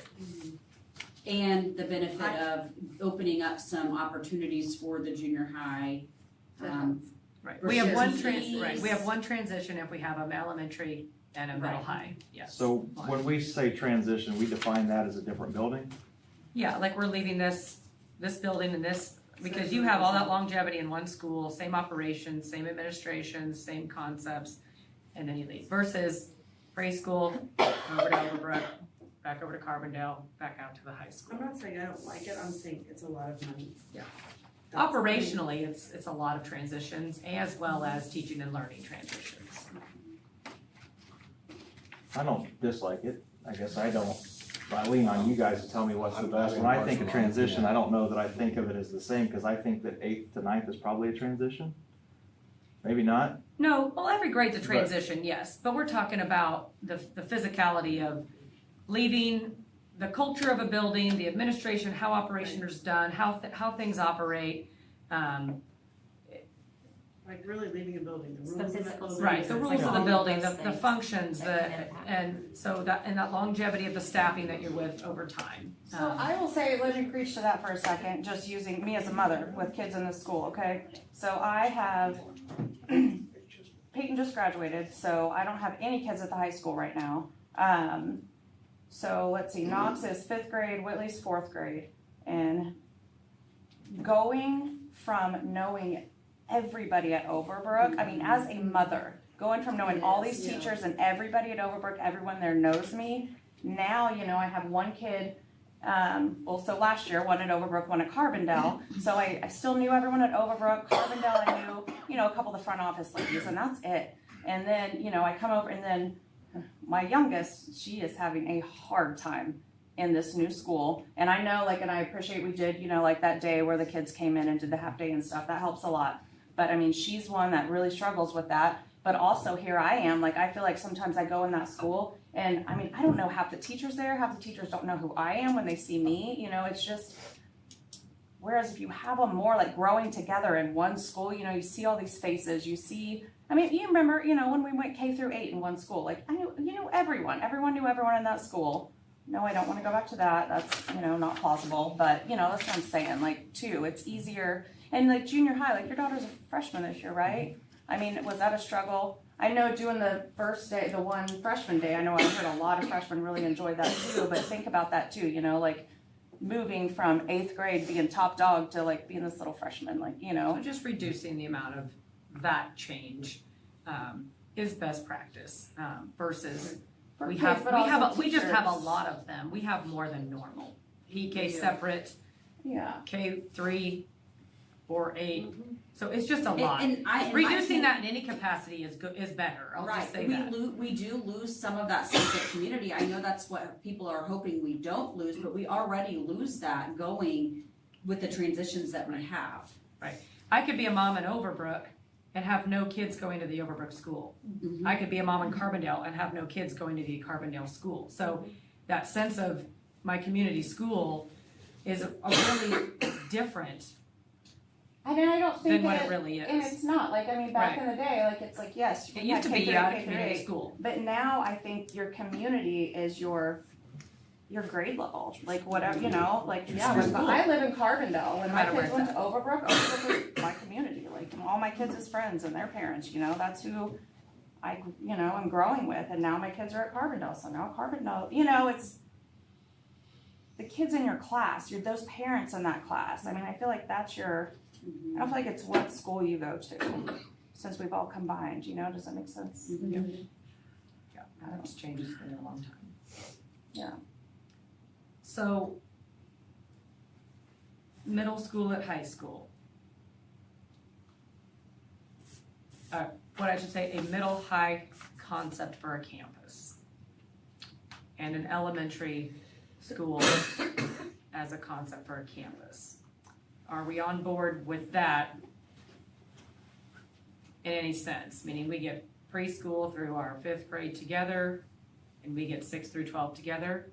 Or would you rather have that intermediate time, 6 through 8, as something separate from high school and elementary? Or with elementary, I don't know. I mean, what is your, where do you? I mean, I like the idea of getting like 6 through 12 together, but I don't know that I like it enough for $26 million.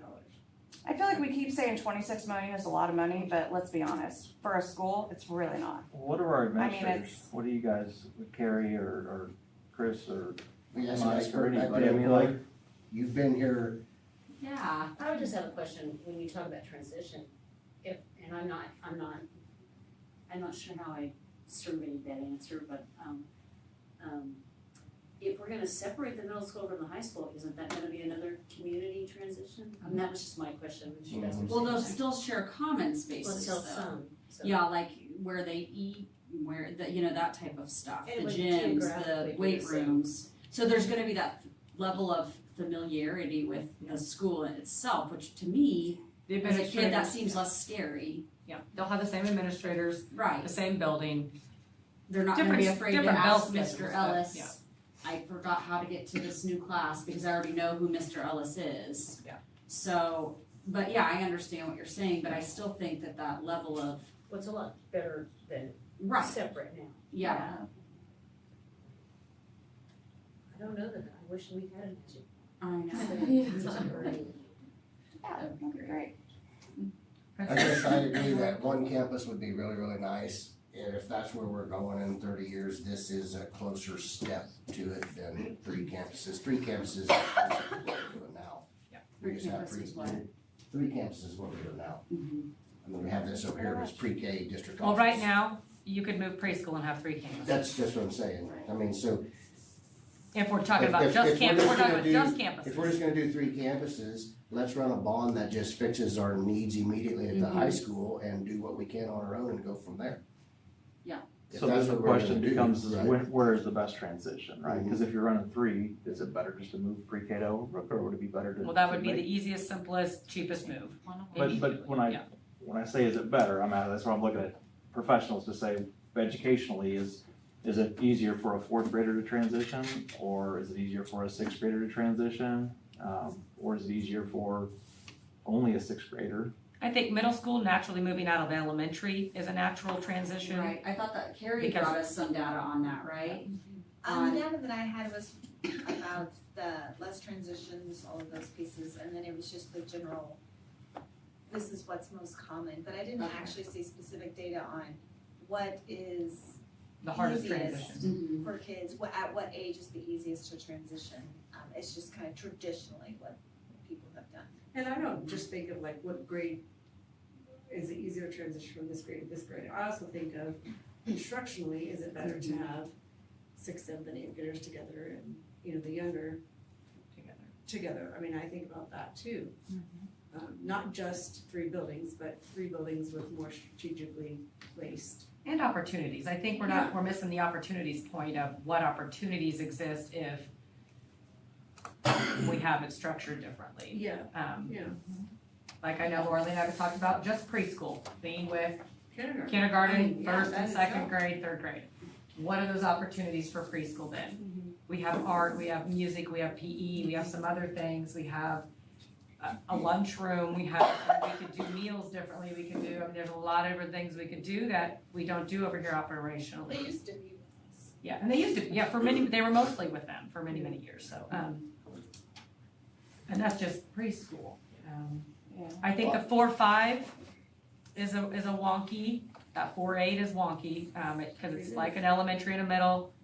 The operations are hard, they do have consistency, cause they get the admin that's a longevity of time, it's our longest time together. But I think because 4-5 is more elementary, 6-8, it's a different kind of transition in life and sports and all these other things, it feels a more natural break. That's just my educator opinion, but. Well, I think you need to focus on gathering information. We have this, 2 campus.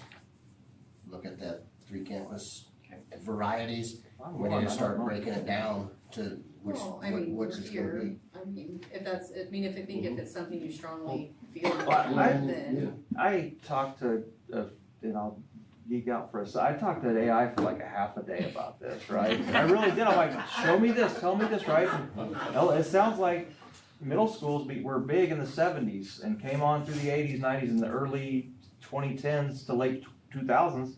They started migrating away from them, right? In suburban, rural, and urban scenarios to go back to K-8 or different setups or even 6 through 12 because they found that when you separated the middle schoolers, like that's kind of a unique age for kids to be separate, right? Yeah. So having the guidance of the 9 through 12 grade is great for those maturing kids, right? Yeah.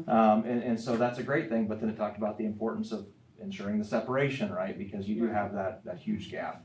And then there were things that talked about the value in having that same type of leadership from that 6 through 8 at the K through 8s, right? Because then you have those leaders for those elementary kids to look up to who are, junior high kids are weird, I'll say it, I have one, right? But, and just had one. So, yeah, so, right, it's, you could argue, you could probably find the data to support whatever you want, right? So that's where, I don't know that putting a middle school at Overbrook is the right thing to do educationally for the next 30 years, right? So that's, to me, I'm trying to focus on what's the 30-year plan.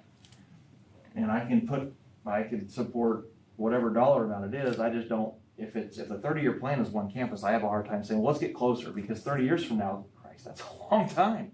No, that is a long time. And so. But how do we get But there then? And what's the plan to get there? So- $55 million Well, yeah, I'm not I saying mean, that. that's what it would So- take, so- but we looked at that and I know, we all that's- said, no that's what I'm way, saying, we would be though, the like that- I highest feel like tax that rate would be in money. any county. So let's try to come up with different plans to get there. Whether incrementally, and I don't think a 30-year plan, if that's our goal, I don't think a 30-year plan is incrementally getting there, right? And that's me, I could be on my own, but we get that in a minute, it was 9:09, thank you. But I don't know, and I'm one person, I don't wanna sit here and belabor it, I struggle because I don't know the answer, right? I don't know when that magical wand that Mary was talking about, that if we could just say this is what we wanted, or if in the late 60s they would have said, let's build. So if we're not ready to go to a bond, and we need to save money, and we need to get this building off the books, right, to try to save money, can you guys move to the district office with no bond and use capital outlay money? Yes. Yeah. Right, yes. I could do that this summer. We could also fit preschool in Overbrook, so we need to talk about that. So can we do that? Just, I mean. There's a process, there's a process. No, I agree with you. But yes, we can do that, if you guys want to. Yeah, I feel like that's a given that we need to do, And no matter the what we plan. do. There's also, plans in the works, there's already Plans. things in the works to see if there's an opportunity to repurpose a building, right? It's not like it's just. A conversation we're gonna have anyway, that's separate from this, to be honest with you. We just don't know yet. So what do we need to do to look at doing that? So I put legislation in your book. on process and procedures for both selling a school, closing a school procedures, and, how that all works. You have to have a hearing, we have to call, a hearing, advertise it. Amy will go through that whole, statute process for you. And then, have a hearing, have public come in and talk about, why are we closing Scranton? What are we doing with Scranton? I don't like that, we're not gonna have our school in Scranton, and everybody can talk, we'll listen, and then you guys take a vote, that's it. If we sell it, we decide to sell it, and there's other proceedings in here, if you can look at the state gets an opportunity, that is, 7/2/1439 in there, disposition of a closed school building. We gotta give notice to the legislature. I recommend if we're going to do that, we do that while they're in session, or those days are not going to be seen. So session is from January, and they said they were gonna be done early this year, I don't know if I believe that, but, April. So that's something we probably need to hurry on if it's something you want to do next year, or we don't move to sell anything right now, and we just move kids and people. Selling and closing as an attendance center are two different things.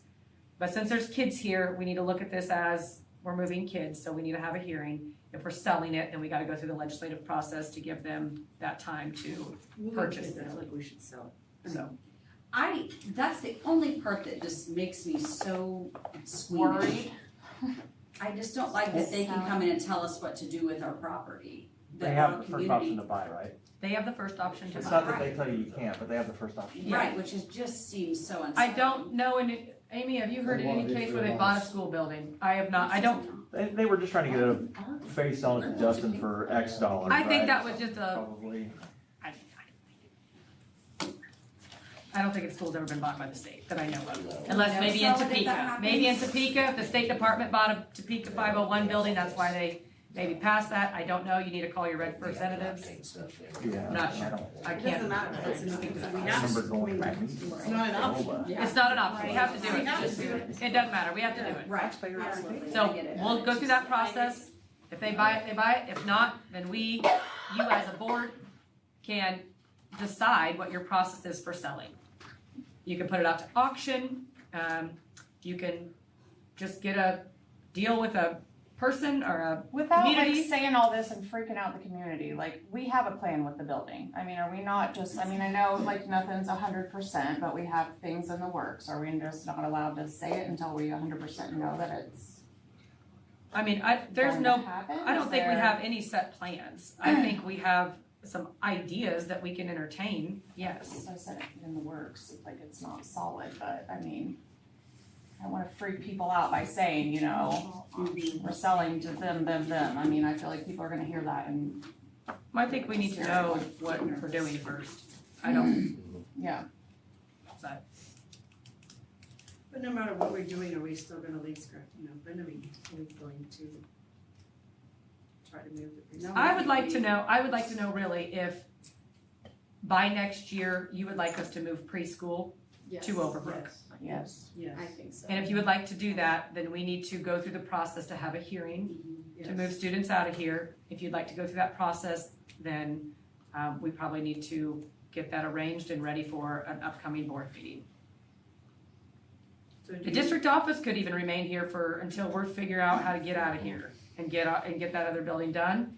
And if that's the case, then I say we move forward on trying to move the preschool. Start step one. Yep, I do too. Have you guys started renovating the office? no, not yet. I was waiting for this conversation. Okay, I was. And are you thinking we okay talked- with us bringing you bids to do a few of the renovations we need to do on the district office? It needs carpet, needs some paint, and I need to fix up the bathrooms. I say bring the bids, we're probably Okay. going to do that anyway. Yep, yes, I will. I just wanna make sure you're ready. I don't wanna even go get bids if you don't even wanna entertain doing a little bit of remodeling. It's not gonna take a whole lot. I'll stop and have his thoughts. There, I think the here. No. I like that.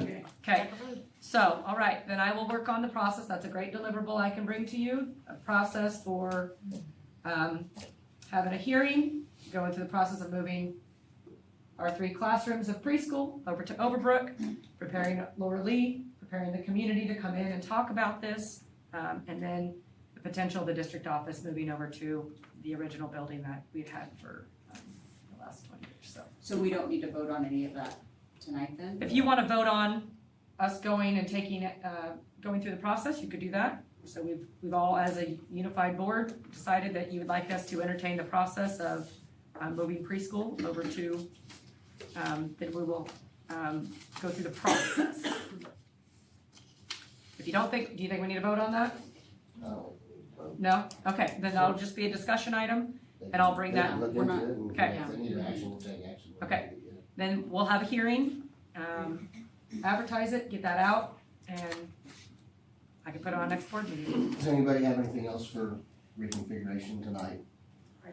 Gather information on the board. Okay, I'm gonna get any additional things for 3 campus, correct? And then process for preschool movement. Do you need anything from HTK? When you say talk about the 3 campus, what of that 11.2 is what we need today? Like, if we don't do anything Okay. other than move preschool, how much do we need to spend? On To fix the high school, to fix CACs, HVAC, what do we need to spend? We have to have, right, yeah. And keep in mind, Something that had, I thought it had and keep in mind as a bond $2,000. rolls off, things like that, considering salvaging those mills to do these things, and then you can even potentially have a very low mill increase or no, based on the dollars and the values of those mills over time and our assessed valuation. I can look into some of those financials as well with Piper Sandler, if those are some additional things you'd like to look at. Okay. Okay, all right.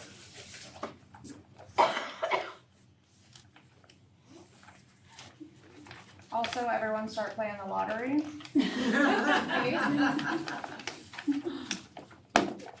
Promise if I do, All right. The school tax deductible? 2 to 5, Anything you no want. discussion there. Consideration of call election. Okay, Sorry. no discussion on 10.5. Nope, not if you need anything, I just put it on there in case. Okay. Okay. Capital outlay projects, do you need to? I just put in your book considerations that we are looking at. I'll bring you bids on things that we feel are priority. If you guys want to discuss any of those priorities, we can. I think some of this discussion tonight will help with that. And then I just wanted you to know we're starting to look at all those things. Those are not things we can all do in one year, of course. Those are just big things, big ticket items that we rotate through each year and bring to your attention. I guess I would like to have some kind of a plan before we do all this capital outlay, because I think we could potentially use some of that for these. Yes, we could. Yes, there's things like the elevator, the Yes. foundation project, the HVAC project, some of those very large ones. That we can get those bond numbers for you, Justin, because that might be part of that, those millions we were talking about there. So how much is that gonna cost to fix those things? Okay, those may, right, yeah. And we don't have a choice really. Well, we're gonna eventually have to do them whether Yeah, we take yes. time and do it over years That's of what I capital mean, like, outlay, how much or is that we stuff try to go gonna for a cost? bond and see Yeah. if the community will support those capital projects that are too expensive for capital outlay to do in a short amount of time. Or without bankrupting capital outlay fund.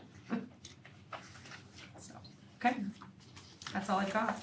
Okay, personnel, superintendent evaluation, I need 5 minutes, does anybody else need anything else?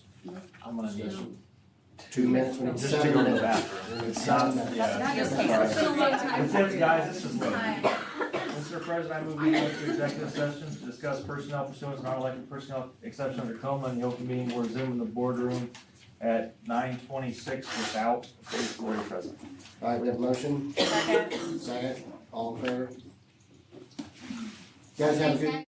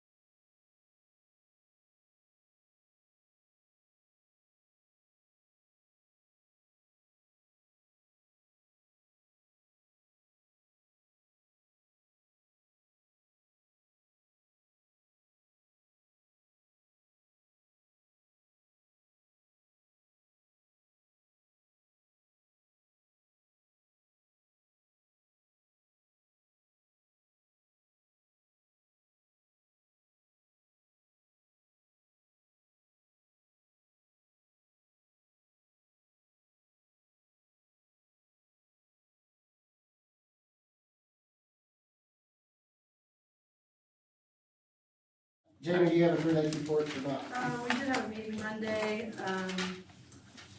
we did all the policy updates, we do have a meeting tomorrow night to, the KASB to talk about the director search. They're supposed to give us dates and things. Bates on the committee, I'm trying to be on the committee, I just need the dates. Yeah. So I can get off work too, if I don't. Yeah, I mean, And please know, yeah. if you can, Yes, I know. it's okay, Yeah. we'll figure it out, but, and even if you could zoom in or something, Yeah, so. no, I feel like I just need to know the dates and I don't know, we know a lot about things, just so you know, so. You know any special directors? I will be asking KSB questions about what recruiting efforts, where we put this out, where we advertise besides our website, are we putting it on sped listservs, are we reaching out to our sped leadership cohorts, are we, because there's a lot of places to go for this stuff, so I'm gonna ask KSB tomorrow Yeah. night what we're doing with those efforts look like. Cause we need some, you saw the graph, I mean, we need some. Yeah, we do, someone very knowledgeable with some experience, yeah. Yeah, yes, with experience, I would say, so. Yep. Yeah, that's really all. Okay, is that it? Yeah. We're adjourned. Thank you.